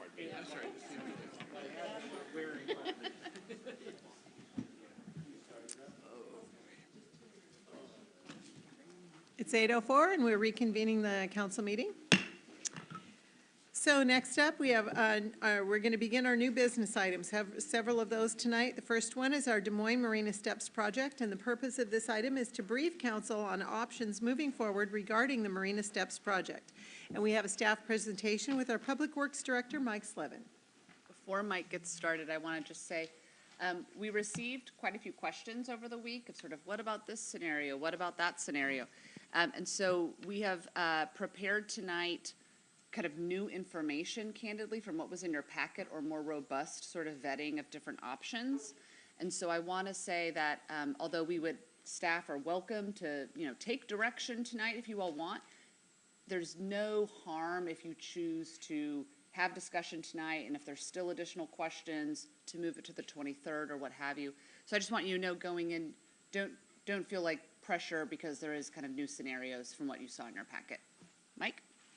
Okay, good evening, Mayor and Council, and the citizens of Des Moines. I'm Mike Slevin, your Public Works Director, and I'm here tonight to review the Des Moines Marina Steps project. As you're aware, we have been working on this project for quite some time, and recent construction bids came out higher than we had anticipated. The staff and I are hoping to get some feedback from Council and some direction for future of the project. Let me see here. So I'm going to go back and do a quick overview of the project, because it's been a while since we brought it before Council. The project is intended to be a signature project connecting the marina waterfront, the beach park facilities, and the downtown, as well as future possibilities for such things as ferry service. When I came to Des Moines and I was introduced to this project 6 months ago, I thought of it as something similar to the glass bridge in Tacoma, which the city of Tacoma had built, which is helping connecting the downtown to the waterfront to other amenities, and then spurring, with the hope of spurring economic development in the future. The project generally connects 223rd Street to the marina, offering a pedestrian connection and an activity and park space, providing the public with panoramic views, highlighting water quality through daylighting of water quality features. It is meant to link the other future projects, such as 223rd's complete street renovation, the future beach park improvements, which we're going to be talking about after this agenda item, as well as future marina improvements and economic development initiatives in the downtown along Marine View Drive. So the project background. The Des Moines Marina Steps Capital Project has been ongoing since 2023 as an official CIP project. And since that time, staff and consultants have been working diligently to receive public input, design, and permit the project, including a public forum on the project, including input and design on all the design components in February of 2024. The City of Des Moines Council has moved the Des Moines Marina Steps project forward through a series of legislative actions, including approving the issuance of bonds to finance the project in 2023, and the City of Des Moines Capital Improvement Plan in 2023. Prior to 2023, this project is older than that timeline, but prior to 2023, the work for this project was done under the Marina Redevelopment, and that was seen, project which was seen in previous CIPs, I think going back to 2019 or 20. On October 9th of 2024, the project was advertised for bid, and on November 20th of 2024, two 2 responsive bids were received, and the engineer's estimate to construct the project was $8.167 million, excluding design and permitting. The construction and management on both bids, excluding design and construction management. Both bids were substantially higher than the engineer's estimate, coming in at $11.741 million and $12.512 million respectively. The lowest responsive bid was $3.57 million over the estimated project construction costs. Based on these costs, the Public Works Department recommended the rejection of all bids due to lack of funds to accomplish the work as bid. The council approved this rejection of all bids on December 12th of last year, 2024, and asked for an update, including possible courses of action on today's council meeting, January 9th of 2025. So the key features of the project that were added to the design to make it to be a signature product, a placemaking product that would help draw people to the waterfront. There's a spray park involved, chutes and ladderways. There's a park setting involved in the entire project that helped to bring families to the waterfront in downtown, as well as the connectivity of the stairs and the ADA walkways. There's net climber, and then the stormwater landings on the right, the lower right, show where a grant was received to help daylight some of the water quality features we would be putting into the project to show Des Moines' connection to making sure Puget Sound stays a safe and fun place to play. The stormwater treatments, we do have a grant for those, and we do have a commerce grant additionally with those.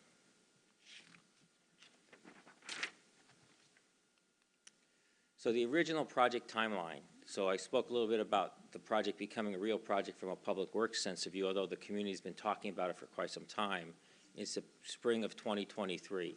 In the summer of 23, we did geotechnical analysis. In the fall, we did outreach and design development.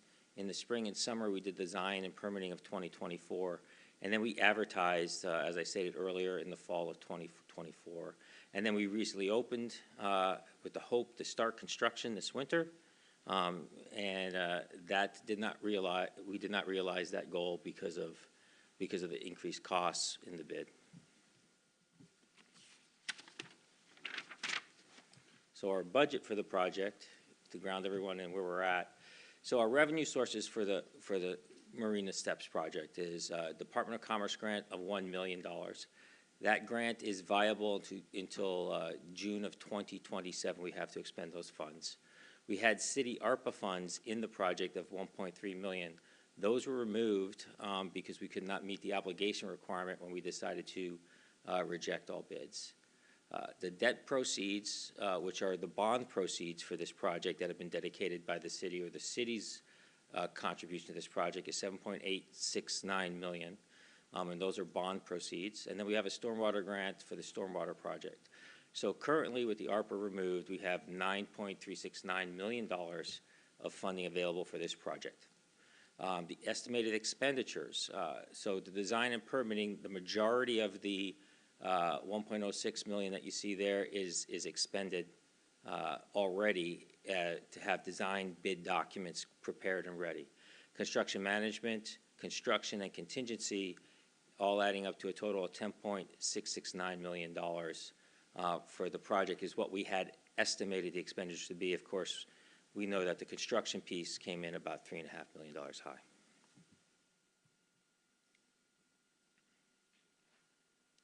So course of action, I guess this is the meat of the presentation.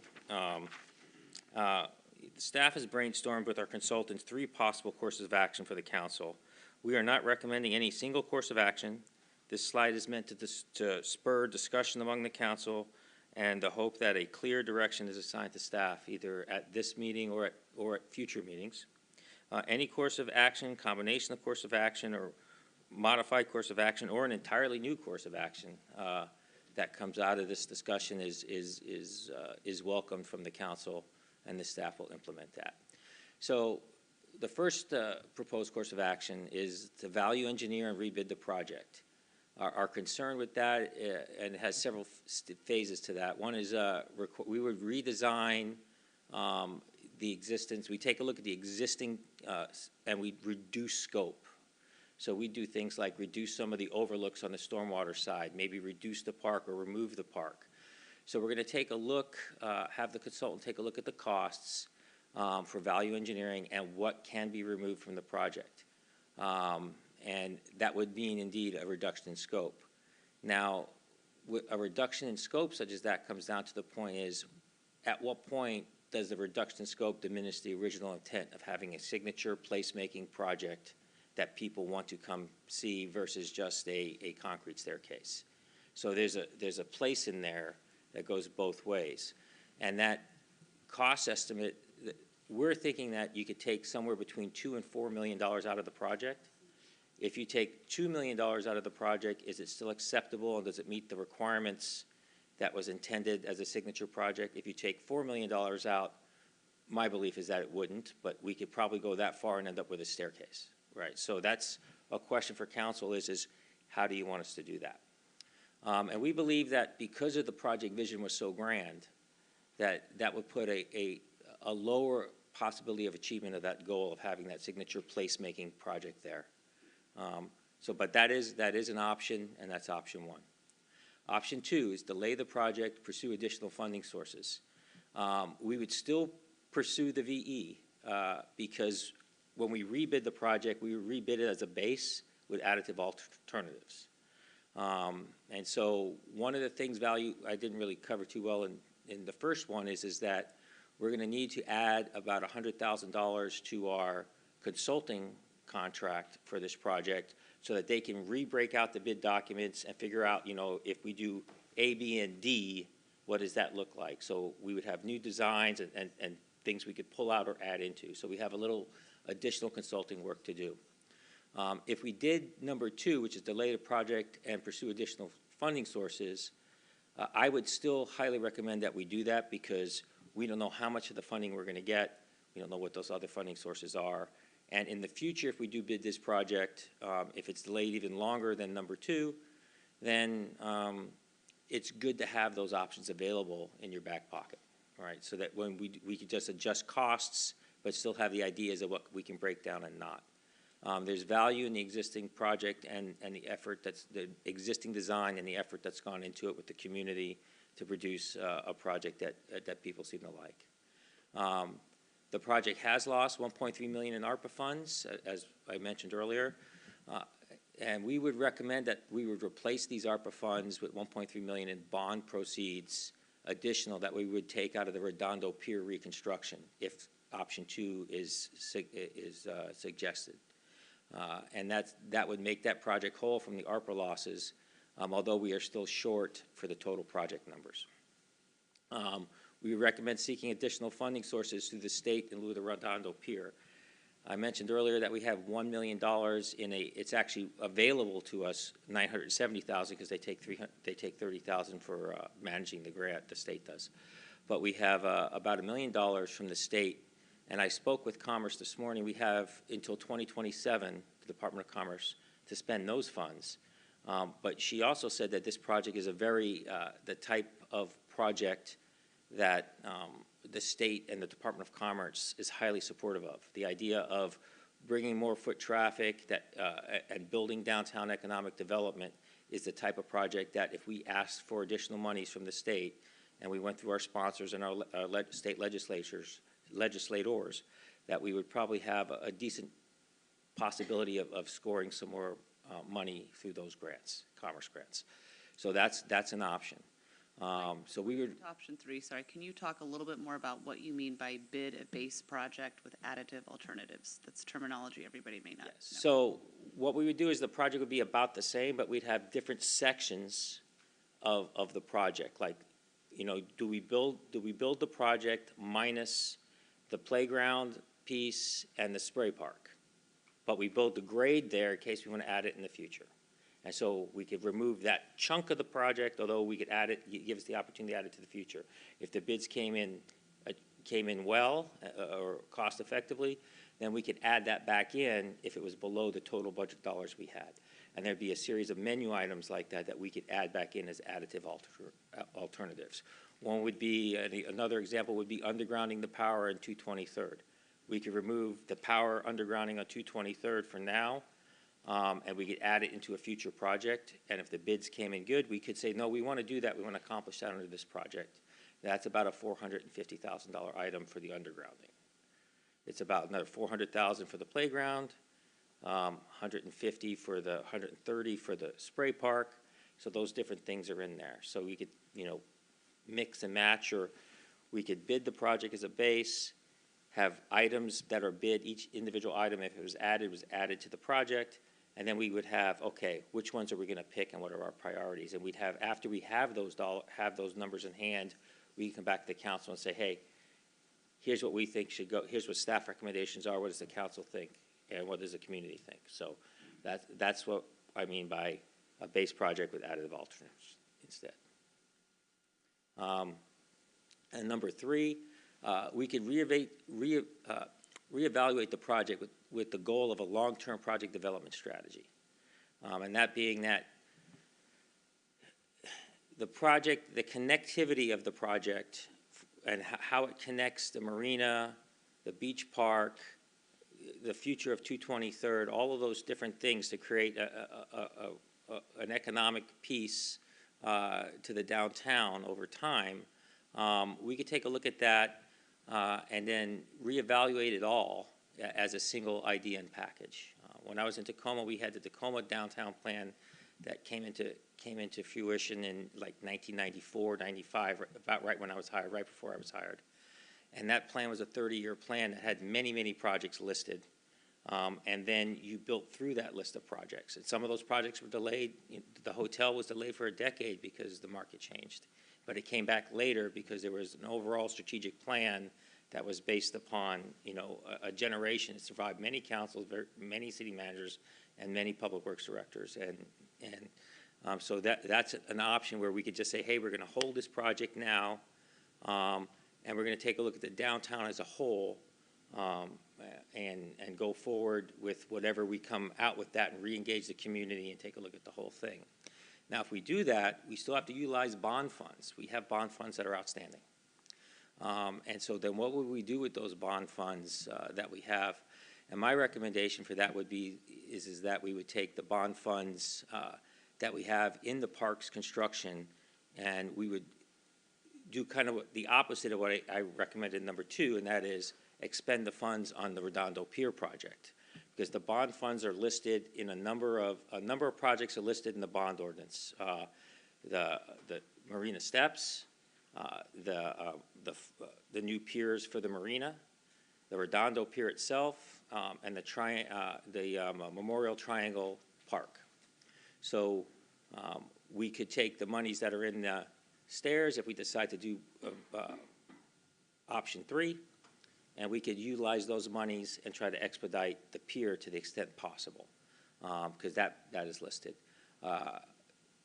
You could utilize bond funds on other projects the council desires. That's going to be difficult from a couple of there's some legislative pieces involved with that because we would have to amend the bond ordinance. But there's also some difficulties, isn't that there's not a lot of projects that are shelf ready, and there are carrying costs to the bonds going forward, and arbitrage and other things. So there's that.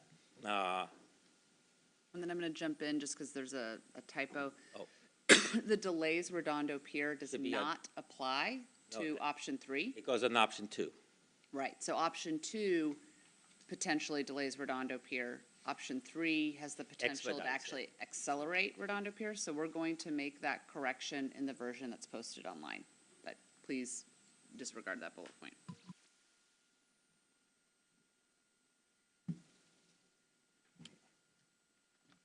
All right. So now, questions. Okay. All right, so first I'll go with Councilmember Nutting, then Councilmember Oxiger. Yeah, Mayor, thank you, and thank you for the presentation. I've got a couple questions that are speculative. From what I understand, we had almost 20 contractors poll plans, to look at this project, and we had two. That's So 1% bid the project, right? So what can we do to make this project more attractive to the contractors to bid? Because quite literally, there are contractors that are closing their doors and laying off there, and 300 people. I mean, it's not a good thing out there right now. So I'm just, what do we do to get more bidders? Well, so on Councilmember Nutting, we did speak with our consultants about that, and we did contact the two responsive bidders about some things that we could do. One was the type of wall and piece of wall they thought it was not something that they would have chosen to design. So our consultants would be in a value engineering effort, we might look at optional walls or different walls. Another piece is of the 20, actually about, I don't have the exact number, but it was almost 10, I think, were subs that were drawing plans. The project was just talking to a couple of people that did drop out, one that actually brought in a bid packet and then left. The project was, in the market that we bid in October, was like there's big mega projects out there and there's little projects. Right. And we just didn't have a lot of availability of contractors at that time, and the market's changed a lot in 6 months. This is more of a special project, the $5 million or, $10 to $5 million project. Yeah, they're in that middle piece where it's hard to find a contractor to come get that, right? Right. So we think that by changing some of the ways we bid as a lump sum, because we thought that would be more attractive to contractors, and we found out that some of the larger contractors might have bid it, thought they would have preferred a lump sum because they don't want to put the staff time in up front. Right. The two specialty contractors that bid it were okay with the lump sum and they kind of liked it, but they felt there was some risk to them as smaller contractors in the lump sum, and so they put some extra pricing in there. Like one of the items for one of the smaller companies that weren't used to it was when we're compacting the fill for the stairs, the vibration to the condos next door, right? So they hadn't done a project that had that kind of risk before, and so they put a lot of money for risk in that. Right. And so, making some of those, now that we've heard that from the smaller and medium contractors that bid the job, try to take some of those concerns out and maybe take some of that risk on the city or do some insurance or some other options. So those are all things, if we go forward with the VE option, that we would be evaluating. And I guess to that point, over excavating and using CDF to go back may be a more viable option than compacting soils and having risk with the condos next door. So Those might be some things in the VE we look with our geotech. Right now, we were bringing in clean, easily compacted fill because almost all of it's fill. It's very little cut. absolutely, yeah, most definitely. Okay, and I've brought it up as a question before, but never really drilled down on it. Would it be more attractive as a city instead of being, because I know jurisdictions do this where they have a point system as opposed to being a parent low bidder system, where by being the parent low bidder, you receive points, and then being the next in line, you receive points, and then the next in line, you receive points. But as you go forward, if you've done business in the city before, you receive more points on top of that. So you may have been the middle bidder, but at the end of the day, you end up being the person that gets the project, the contractor that gets the project, as opposed to the parent low bidder. So is that something as a council that we could help out with that would possibly get us more bidders on these projects, or? I think some type of incentive program. We had an incentive program in Tacoma specifically around opportunity zones and those types of issues. And we did something similar to that for those to incentivize those types of projects and contractors. That's something we can definitely go back and look at, but that's a lot. That's a pretty large assignment to come up with a program like that. But it's possible. Okay. It just might be something that we need to look at as a council in the future for these larger projects that we are aggressively taking on, so. Absolutely. Okay, thank you very much. Councilmember Oxiger, you were next. Yes, thank you, Mayor. So, given the, how high the bids came in, we were off by approximately 30% of the, was it for 30% across the board, or was there something in particular that was particularly out of whack? There was a couple of things that were out of whack. One was the risk for compaction with the common, with the, how near we were to the condos. There was concern on that. And there were some others with regards to fill, specialty concrete, and things like that. So there were some items that came in as expected, some that were in the middle, and then there was a couple that took us by surprise. Okay. Wasn't consistent across the board. The answer would be no to the question. Okay, so I take it that in the re-examining of this, that we're looking at, okay, is there an alternative way of doing those things that were so far out of whack? That's one of the reasons why we want to go back and value engineer and take a look at that with the feedback from the contractors that we had, and try to see if we can put this bid out with some differences to make those costs come down. Okay. But I'm not sure we would get to the original estimated cost, even with those, given how much inflation and construction costs have gone up in the last year. So given what we've already expended on the project and would have to go back and look at it again, what are we looking at the cost of this project now as opposed to? So how much more money are we going to need? Well, right now, I'm using the baseline bid as how much more money we would need, about $3 million. I think, but it's going to be somewhere between what the bid was now with some reduction, but not all the reduction that we would have listed to get the project down to just like a concrete sidewalk or a concrete staircase, right? So there's a mix in there, right? And depends on how much money if we're successful in getting additional funds, if we take option 2 and we delay for maybe a year and we go look for additional funds, so then maybe it's not as much, right? So maybe I can't tell you how much it's going to cost until we bid it and which options we would take. But my gut would say that we could probably bring the project in for around $10.5 million. And so we'd need some additional funds if we want to keep it a signature project. Okay, thank you. Councilmember Harris, then Councilmember Nutting, then Councilmember Mahoney. So regarding the bond, maybe I'm not asking it right or I'm just not processing, but you used the word arbitrage. And so is this just something we can hold on to indefinitely? I mean. So this is one of those sections where I'm going to throw my compadre under the bus here.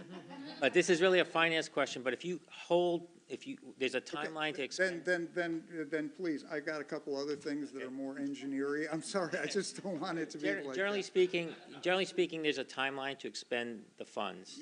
And if you hold them longer than that, there's a carrying cost. I get it. I just keep wanting to know what that is. So anyway, okay, so then you mentioned the wall.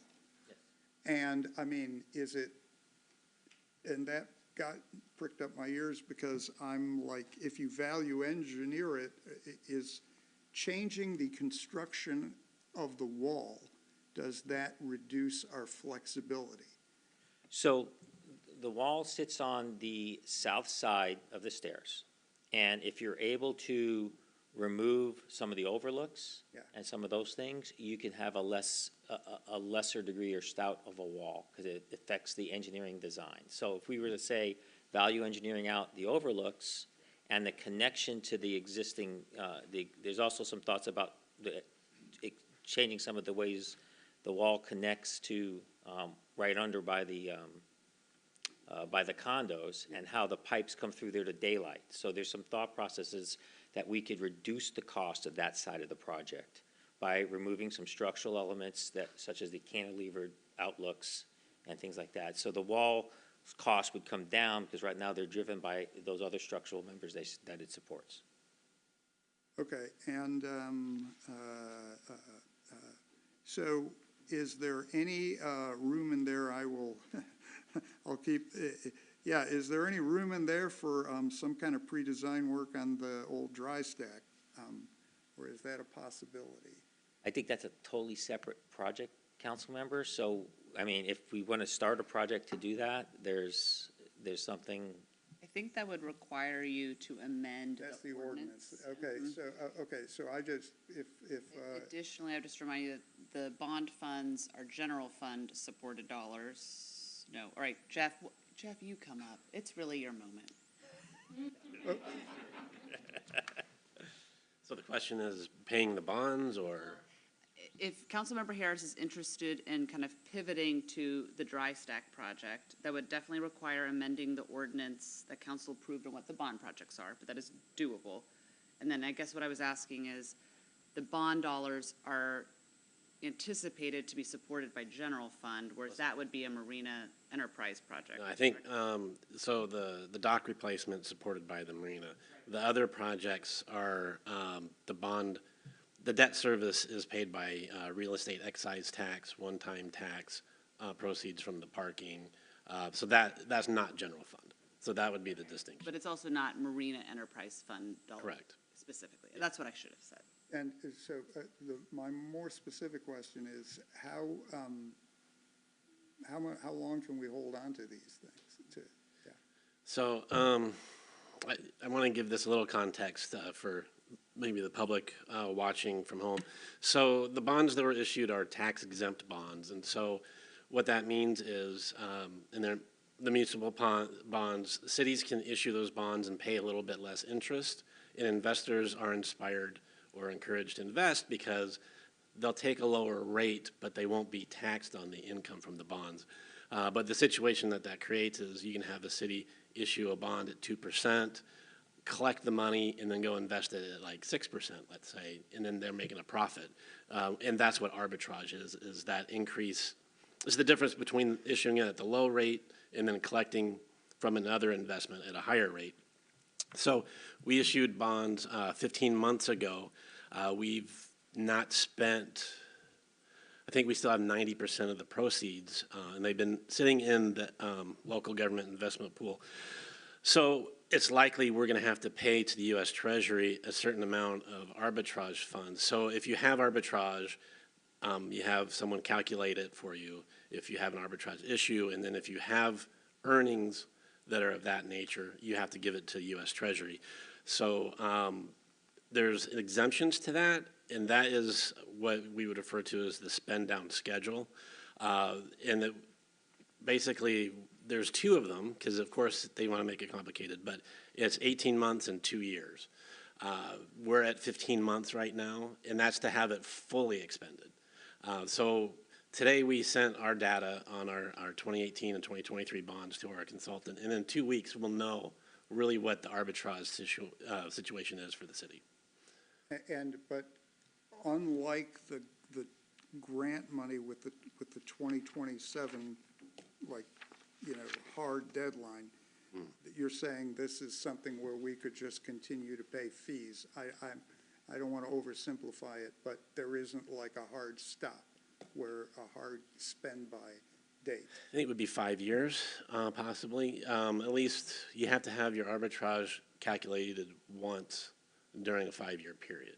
Okay. So there's time. I mean, there's a certain amount. If we're earning enough to. As long as you're willing to pay the cost. That's what you want to do. Then. No, I'm not trying. I'm trying to turn. Right. It's not. It doesn't expire. I understand there are nuances. I'm trying to start from something broad and then with stipulating that it has to get more refined. Okay, got it. I think that's it. Thank you, sir. Councilmember Nutting, I think you were next. Thank you, Mayor, and I recognize this is my second time. I have one last question. So how do we advertise that we're going out? Do we go out to the BXWA? Yes. And is that the only We do. platform we do? That's our primary platform. We also advertise the requirements for public bidding, and I forget what the newspaper is right now off the top of my head, but. Okay. All right. Thank you. Councilmember Mahoney and then Deputy Mayor Steinmetz. Thank you, Mayor. The first one is really a question for Jeff. Obviously, the dry stack storage, if we were to amend the ordinance, then an additional amount of money would have to be the responsibility of the marina, correct? And they probably, most likely, last report, didn't even have the bandwidth to do that for at least 5 years. Is that correct? Yeah, I would say, in my opinion, the marina doesn't have room to take on additional debt. Okay. But that's how I would say it. All right, and the next one I say, and I say this where it'll be something that a lot of people may spin, but reality of, we've got two big projects that fit under the funding. One is the Redondo Fishing Pier, and the other is the Marina Steps. And the question I have is, seeing those, my personal opinion is that the Marina Steps would bring me much more bang to the city and the development and access for more people in the community. And when I say that, not that both projects are important, I want to make that clear. But I have to ask the question, have we considered shifting some of the dollars from the fishing pier, because we're still trying to get costs on that, in this AV process, and then considering moving those money? I saw where you had the 1.3 and one suggestion, but in that vision, would we be able to shift those dollars? And that doesn't require any kind of ordinance change. It just requires that the funding go to a certain entity. So what I'm saying is it possible to shift fishing pier dollars to the Marina Steps? Yes, you can move funds between projects that are cited in the bond ordinance without, I mean, we'd probably want council Yeah. weigh in on that. Well, of there course, would but- obviously be, But yes. there's no other, requirement for that. And so my question for Mike is that with this AV process, we get the components and what they cost. And with that, we could make a decision if we should, say, take 2 million from the fishing pier and move it over to the Marina Steps. Is that correct? Councilmember, yes, that is correct, but what we were looking at, I understand you were only looking at the Marina Steps, Well, but I'm looking at the whole pool of money. we were looking at the 1.8 million in bond money that is in the Redondo Pier as being, so there's a little bit additional. Yeah. But using that to replace the ARPA funds would be one of the things that. Yeah, there was, I mean, if I recall the bond, the 26 million, there was what, 14 for the docks? There There's was 1.8, there's 1.8 million right now in the pier. There's only 1.8 allocated in the pier, but we had 14 million for the docks. We had roughly about 8 million, that's 22. And the triangle wasn't much of anything, so I'm looking for the difference there, and that's more than the 1.8. I'd have to take, I know that we're carrying, right now in the financials, we're carrying 1.8 million in bond funds for the Okay. pier. And then I think it's let me push my numbers back here. So we're carrying 7.8 million in bonds in the steps, 1.8 million in the stairs. There is, I'd have to ask Scott what he has in the in the pier, and then there's only a few $100,000 in the. Because, like I said, the gap I see is around $4 million, and we're talking 1.8. I'd have to. Yeah, anyway, I want to explore that possibility because we do have to make decisions on the ultimate filter we should all use is what's best for Des Moines. And I need to understand that might be an option on the table. Absolutely. Thank you. Okay, so it would be Deputy Mayor Steinmetz and then Councilmember Oxiger, but I would like to interject an idea of this conversation. There's a lot of questions here. We have a lot of items. We may have to eliminate some of these. We'll probably have to extend. At the beginning of this presentation, the city manager said, this is not hot. We don't have to make this decision right away. So I'm going to recommend that we, that we continue to generate questions, and if we've got permission to write them in, that we get a chance to let some of this information gel, think about ideas. If we've got significant questions, if we can keep writing them, or they can collect them and come back and continue this discussion. It seems like, I don't know if anybody here is going to be ready to nod and give a firm direction to staff tonight, no matter how long we talk about this tonight. So would the council be in favor of bringing this back up with the permission to write questions to staff? Are we good with that? Okay, let's do that. I don't think you're going to get firm direction tonight, and thank you so much for this. Lots of work involved. I'm looking forward to the next discussion, and I think we'll have a good outcome. Thank you, Mike. All right, so the next item, Des Moines Creek Estuary Project Update. The purpose of this item is to receive a briefing on the project with an ask for feedback from the council. We have a staff presentation from Surface Water Environmental Engineering Manager, Tyre Beakley, along with a team. Yeah, thank you, Mayor. Good evening, Council. We will try to keep this brief. As you know, this was presented in a full version at Environment Committee, so this is abbreviated. I appreciate Councilmember Harris's recommendation to watch that, the Environment Committee video, if you do want more context for this presentation. With me, I'll have brief introductions to the team who's going to assist answering any questions that the council may have after the presentation. So quick introductions. Hello, Council. Thank you for having us. My name is Alex Johnson. I'm a Surface Water Engineer and Capital Improvement Project Manager for the Surface Water Group with the City of Des Moines. Hi, I'm Paul Fent. I'm the Project Manager with Parametrics of the Des Moines Creek Estuary Project. Hi, I'm Nikki Redden. I'm a Project Engineer with Parametrics. All right, so presenting this project, this is a capital improvement project listed in the Surface Water Capital 6-year CIP plan. Again, I'm only going to present key takeaways from the earlier presentation, and no motion is presented in today's item. Just looking for council feedback, input, as we present where the staff is with this project and the current alternatives presented. Quick background, this takes place at the Des Moines Beach Park where Des Moines Creek exits and enters the Puget Sound. So we have the promenade area where the Wasson House was removed and has the bulkhead. We have the armoring of the creek, and that turns into the estuary. And then we have the meadow or the lawn of the beach park that are all under consideration as the project limits from the floor of the marina to the limits of Des Moines where we meet Normandy Park. So on the onset of this project, this is part of a larger regional initiative for salmon recovery. And this is highlighted in WIRA 9. WIRA is our regional watershed with 17 other jurisdictions.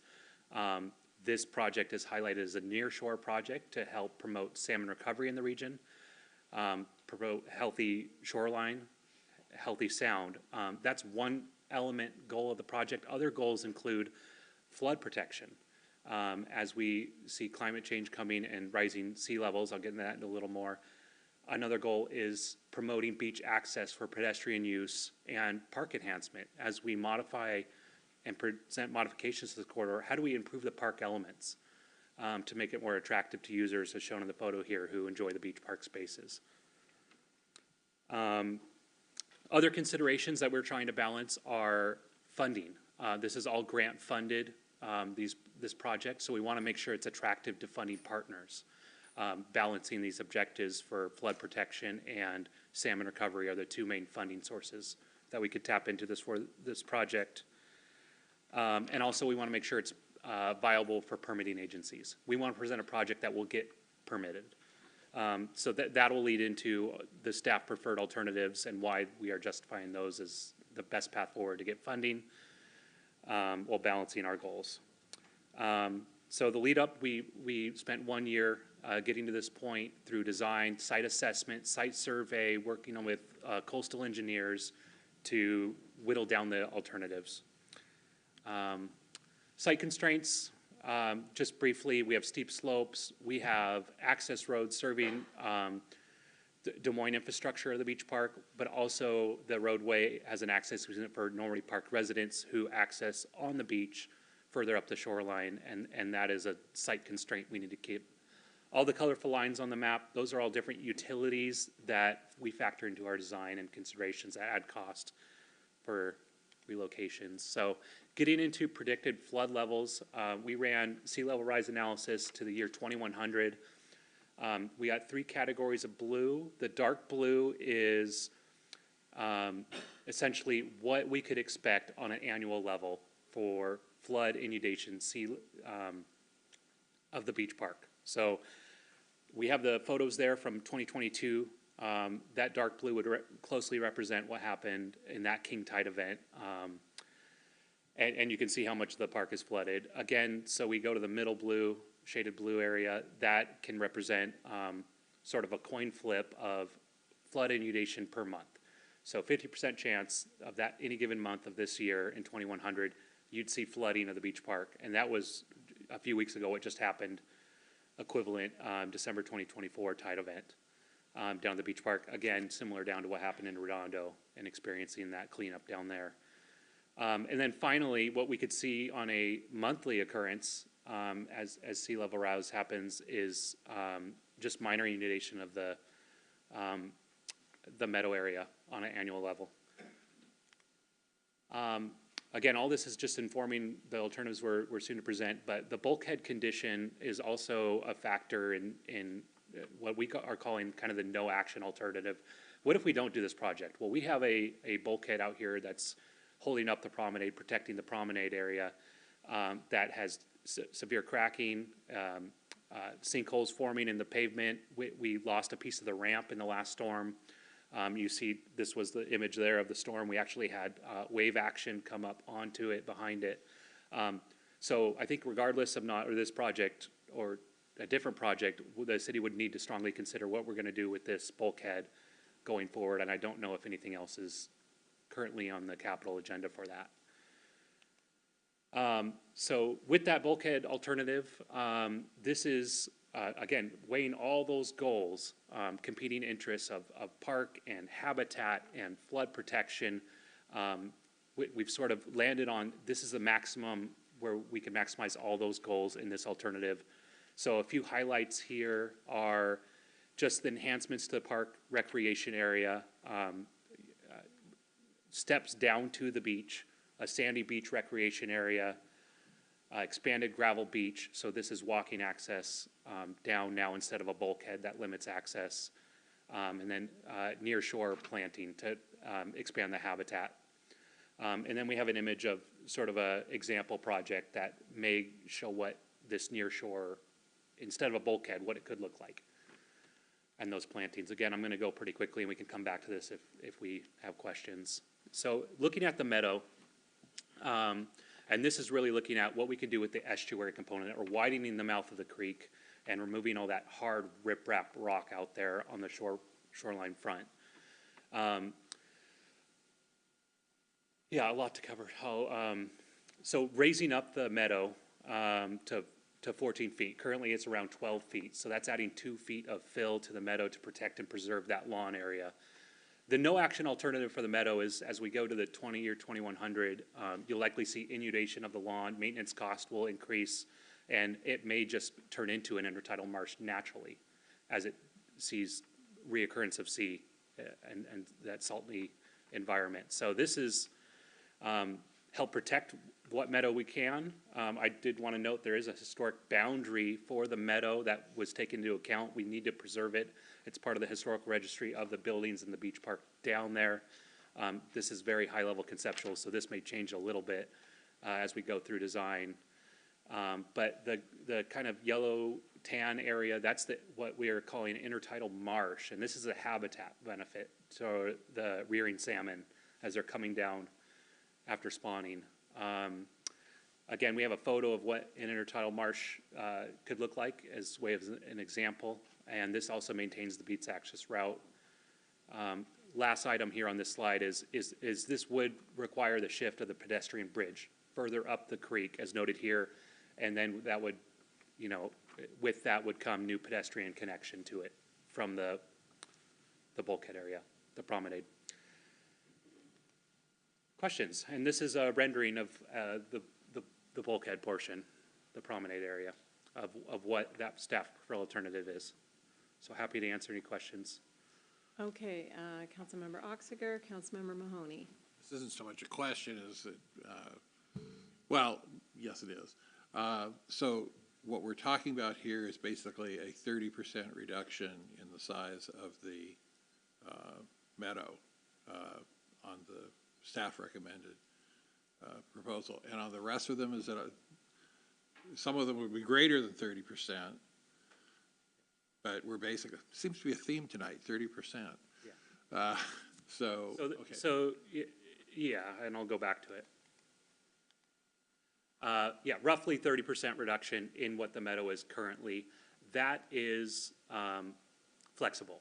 So we can move that line wherever we want. Now, the less meadow that's removed, you lose that competitive function for getting grant revenues. Because essentially that environmental component gets less and less as you have more armoring, as you aren't installing that habitat. So no, this 30% isn't set in stone. Essentially, we would continue to advance design and take input and comment as needed at this point.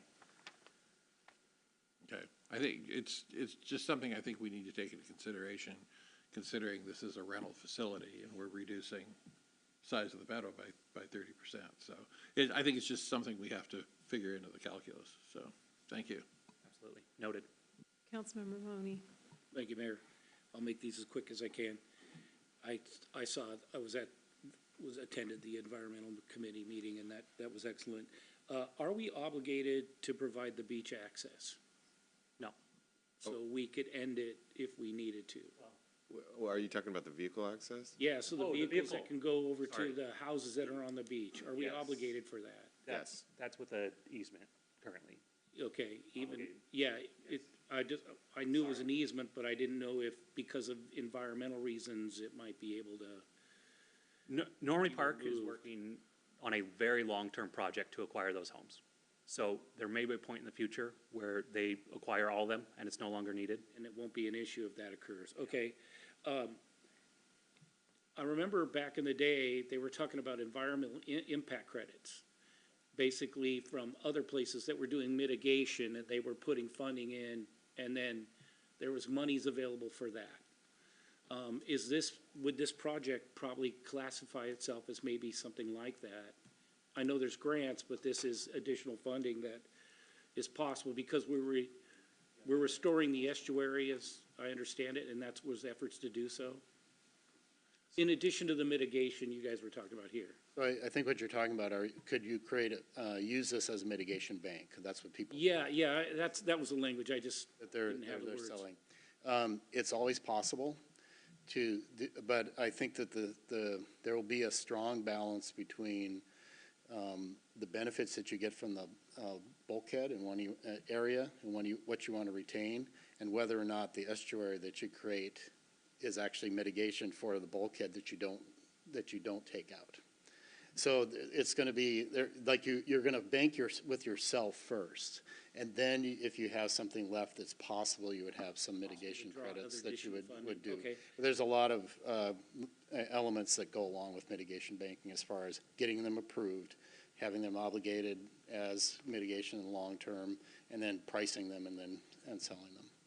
But there is some possibility that there would be some change left over.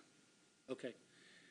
The last question, I know. Just a second, we do need to extend the meeting here, so. I have a motion to extend the meeting, but my motion includes getting through this item number 3, item number 4, punting item number 5, 6, 7, and the rest of the meeting to the next meeting. And once we're done with 3 and 4, we're done with our meeting. And this. Okay, it's been moved and I'll give the second to Councilmember Mahoney. My only question is, my only objection is, a couple of these things are basically announcements. So, no, I would be in favor of punting item number 5. Tim? Just real quick, on 3 and 4, we just need to introduce them to the council, so we can do that in about 30 seconds if there was another item that you guys wanted to add on to discuss. So we can do 3 and 4 very quickly. And we can do 6 and 7 very quickly also. Then I'll extend 10 minutes past 9 o'clock, but not in a minute more. I'm sorry. You guys have got to start taking these Okay, agendas and figuring out how to Okay. get them done. Okay, all in I disagree. I think we should go longer, and so. My motion is to extend to 9:10. Do I have a second? I'll second that. All in favor? Deputy Mayor Steinmetz, Councilmember Nutting, Councilmember Mahoney, all opposed? The rest of us. Do I have another motion? We need to make a motion right now. Councilmember Grace Matsui.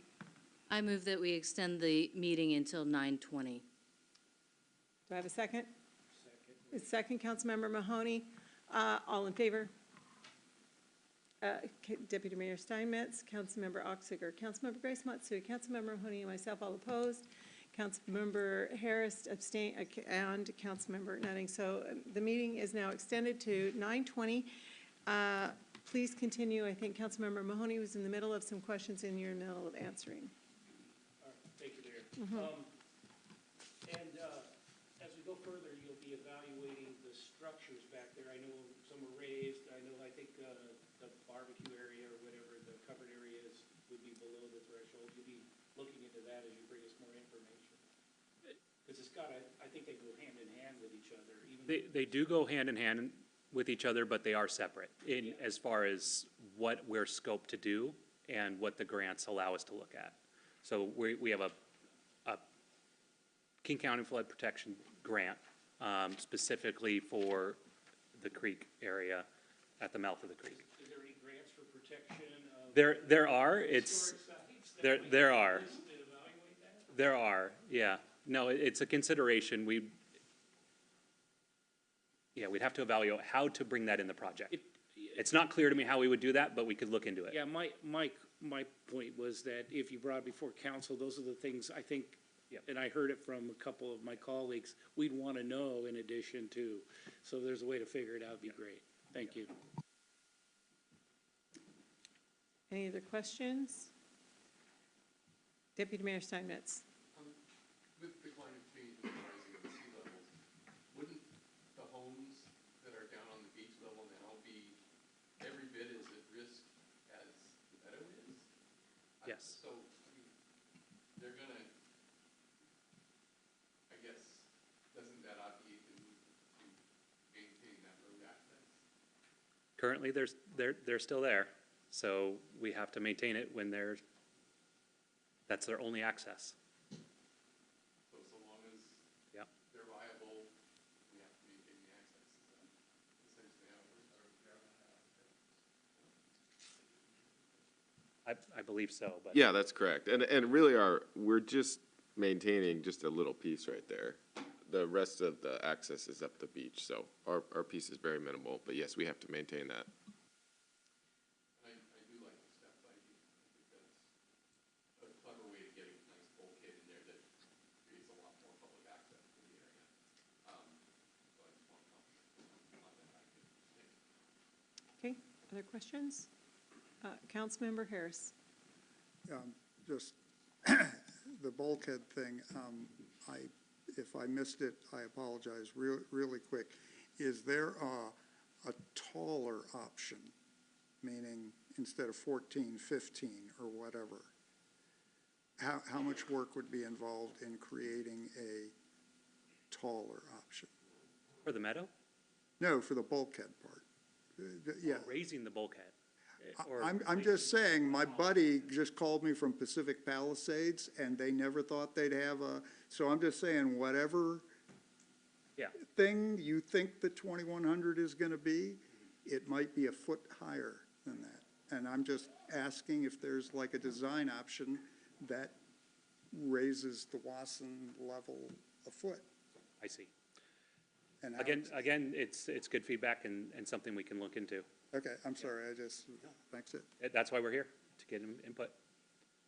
So with the input, before I ask, oh, excuse me, any other questions? Okay, so I have a couple, but before I ask those, so the goal tonight is just to get input. Are you going to pick one of these and begin moving forward with one of your options after the input tonight? How's that going to work? How's this going to work? Yeah, this is the goal, is we currently are in the middle of a design. And we're at the point where we need to get a head nod to keep advancing design. We have, And you want to know which one? no, not necessarily which one. We have staff, we have two options we're presenting. Okay, They're both part of the same project. okay, We're presenting to move forward with both of them. I don't have any alternatives prepared to present other than receiving input on any ideas you may this have. idea. Okay. Just Okay. a quick point of order. The committee asked them to come back with more detailed drawings next month, and we seem to support the preferred alternatives, but I think the pictures will make it a lot easier for the council to get a sense of what this is going on, what is going on, and be supportive. So, yeah, is there any way we could just defer that to February, the February meeting, or do you really need a choice tonight? No, we can defer that. And would that just stay in committee? Or would I just think once the council sees the renderings, okay, looking left and right, I think it will be very clear they'll be easier to be so supportive. we can come back to committee and full council with renderings? Yep. Okay. Question then, how often does soft armoring need to be maintained and repaired? Like what kind of shoreline management process is involved? If you could fast forward to the last, the actual kind of photo, there we go. So you've got, it looks like the recommendation is to continue some hard armoring in the form of a kind of a jetty, right? That creates this quieter gravel space. Is that true? And then, but further, when you raise the meadow, that's all going to be soft armoring, correct? With wood and landscaping, nothing, there's not going to be any riprap up there? That's true, yes. So how often do you need to, after a king tide, do you need to replace logs and do you have to get permits for that? How hard is it to maintain soft armoring over a long time? Well, sometimes there's adjustments that need to be made after it's done, but the whole intent of having different slopes and having different different slopes will take out the energy, so there will be less energy there. The wood on top of it will take out some of the energy that's at the top. Okay. The idea is to make the whole thing more resilient so that it isn't damaged. Okay. And so there's mistakes are made or people are misjudge things, and so there might be some repairs. But once the original adjustments are made, it should be basically self-maintaining. And the road is at 14 feet? So will a road need to be raised to the meadow height in order to be resilient to flooding? Like you're raising the meadow to 14, right? The trails around there, I would assume everything that's in the meadow would be raised and be water resilient. And the road there, though? The road there, entry I is- believe that's already at 15. Okay, all right. Remember that look, when you look in your packet, look at the blue picture because that was the king tide. And that was the kind of working as almost a design tide and what the future sea level will be. So if something wasn't inundated on that king tide in 2022, it's less likely to be inundated with the higher sea level with the regular tides. Okay.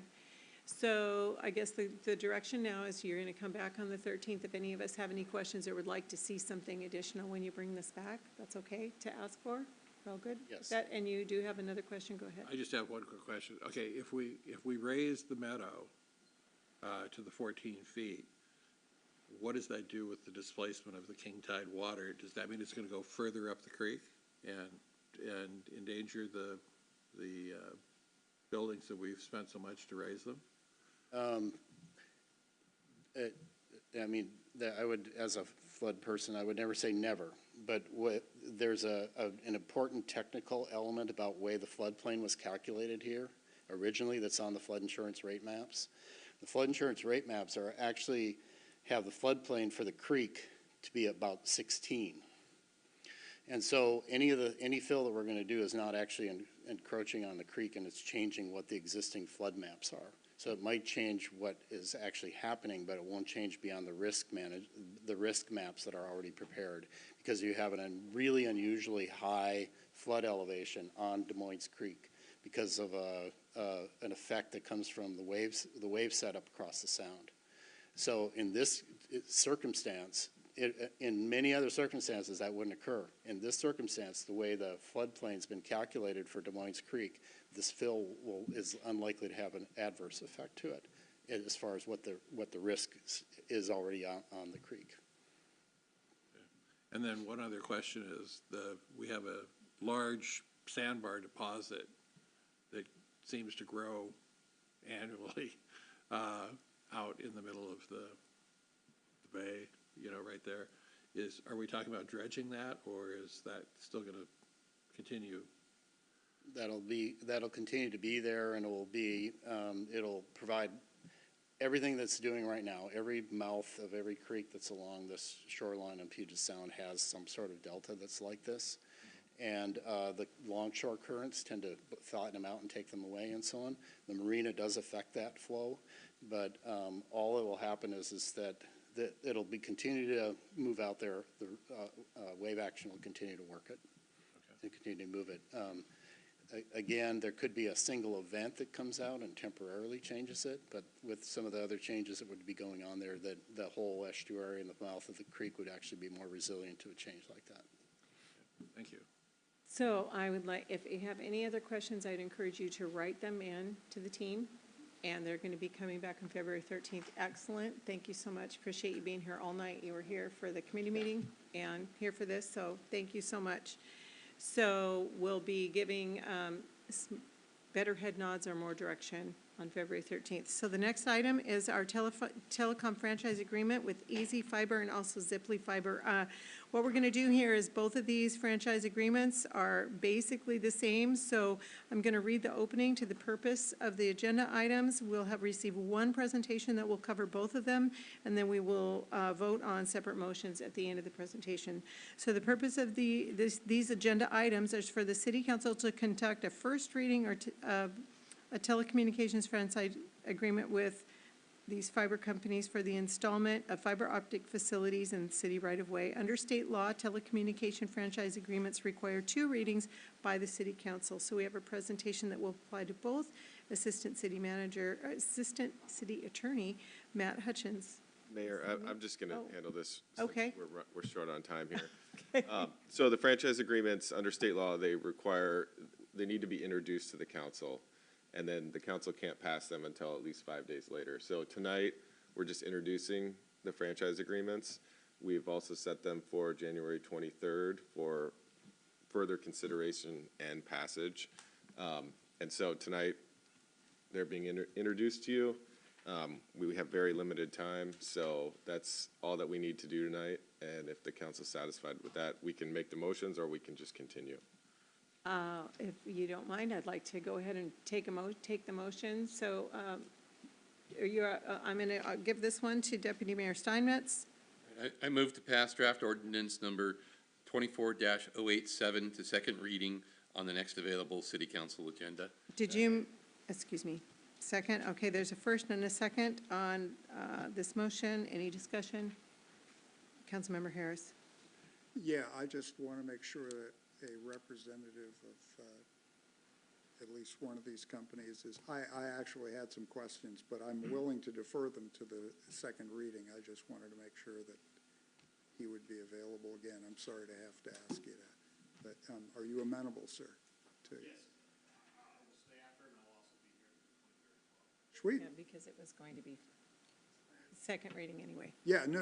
Okay. I just mindful. All right. Thank you. So 087, any other discussion? Raise of hands, all in favor to pass to a second reading. It's unanimous, thank you. Second motion, Deputy Mayor Steinmetz. Yes, I move to pass draft ordinance number 24-107 to second reading on the next available city council agenda. Do I have a second? Second, Councilmember Nutting, discussion. All right, all in favor, raise your right hand. 7-0, great. Thank you so much for being here. Appreciate that. Look forward to seeing you. I would like to skip item 5 for right now and go straight to item number 6. And we'll maybe just defer to another meeting on that. Item number 6 is a nonprofit summit hosted by the City of Des Moines. The purpose of this item is to introduce the hosting of a nonprofit summit in the City of Des Moines and collect feedback from the council. Don't think we're going to be able to get through the rest of even the things that we have in 5 minutes. So I'd like to take a motion to extend the meeting to 9:30. Somebody make that motion? All right. Deputy Mayor Steinmetz. We have this nonprofit summit to introduce to you. We have a study session to introduce to you. And I guess that's all. Think we can get that done? I don't think we can get it. We don't have to go till 9:30? 9:20 is what. Yeah, we have 3.5 minutes left. All right. The idea was offered as a way to gather nonprofits in town in one place at the beginning of the year to facilitate information about planned events, assist the city in preparation and connecting with organizations, assist organizations in their planning efforts, and provide opportunities for partnership and events. Provide opportunity for networking of agencies and organizations, and to communicate. Few of us who are active in nonprofits gathered to collaborate and share ideas in regard to us offering to host this, so I wanted to open the floor really quickly to a couple of other council members. Councilmember Grace Matsui, any comments? Yes, I would say I welcome the opportunity to improve our relationships, meet new folks in the community who are working on nonprofits, discuss how we could collaborate together, possibly even put together a timeline of expected events in 2025. I think it's a great idea. I'm really looking forward to it. Thank you so much. Councilmember Oxiger? Yes, we used to have this as an annual event. We had it at Grace Lutheran Church, and it was an opportunity for various civic groups, nonprofits to come present to the community what they're doing, but also to seek volunteers, seek people to participate. And I think it accrues to our benefit every time we, are able to get people to participate in the community. There's a sense of ownership, and I think it's very important. And so it's one of the things I think would be extremely helpful if we revived. So. All right, thank you. Any questions? Deputy Mayor Steinmetz? Thank you. So we put it on this just for a head nod to let everybody know that it was coming up. So if you have any thoughts or ideas or input between now and then, and what's the date? February 22nd in the morning. In the morning. And so we'll be making a nice spread and inviting, and if you have any recommendations, we do have a list of nonprofits that we will be inviting. So if you have any thoughts on that, please feel free to submit ideas. We might already have them on a list, but more minds on the project. Where can we find that list? Oh. I'm going to send it out tomorrow in my weekly email. Okay. Okay.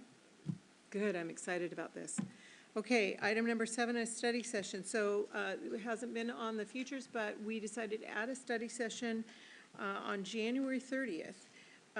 We're calling it the FIFA study session, and it's for the purpose of priming our council formally. Can you hear? The FIFA World Cup 26 is coming to town. We felt like we need to prime ourselves to understand what is really coming upon our region and our city, and to get us begin thinking about what we can do as a council and a city to prepare for that. And so there will be no packet, no prep, just come and listen. It's casual, bring popcorn, maybe even, please don't wear your pajamas, but bring a pillow or a blanket. We're gonna set up, it's gonna be comfortable, it'll be about 2 hours. It's a combination of 2 webinars that have been delivered to regional stakeholders. And then I want to allow about a 30-minute debriefing time, and we can decide if we want to talk more after that. But the idea is just to get the wheels rolling. And there you go. I think that's about it. Any questions? That's January 30th, same time, same bat time, same bat station. Okay.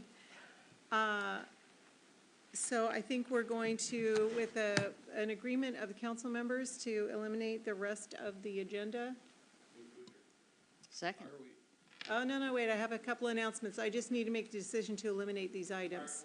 Excuse me, are we eliminating them or are we postponing them? We are eliminating item 8, which is the new agenda items for consideration. We would be eliminating council member reports, and we would be postponing the city logo discussion to maybe the next, January 23rd.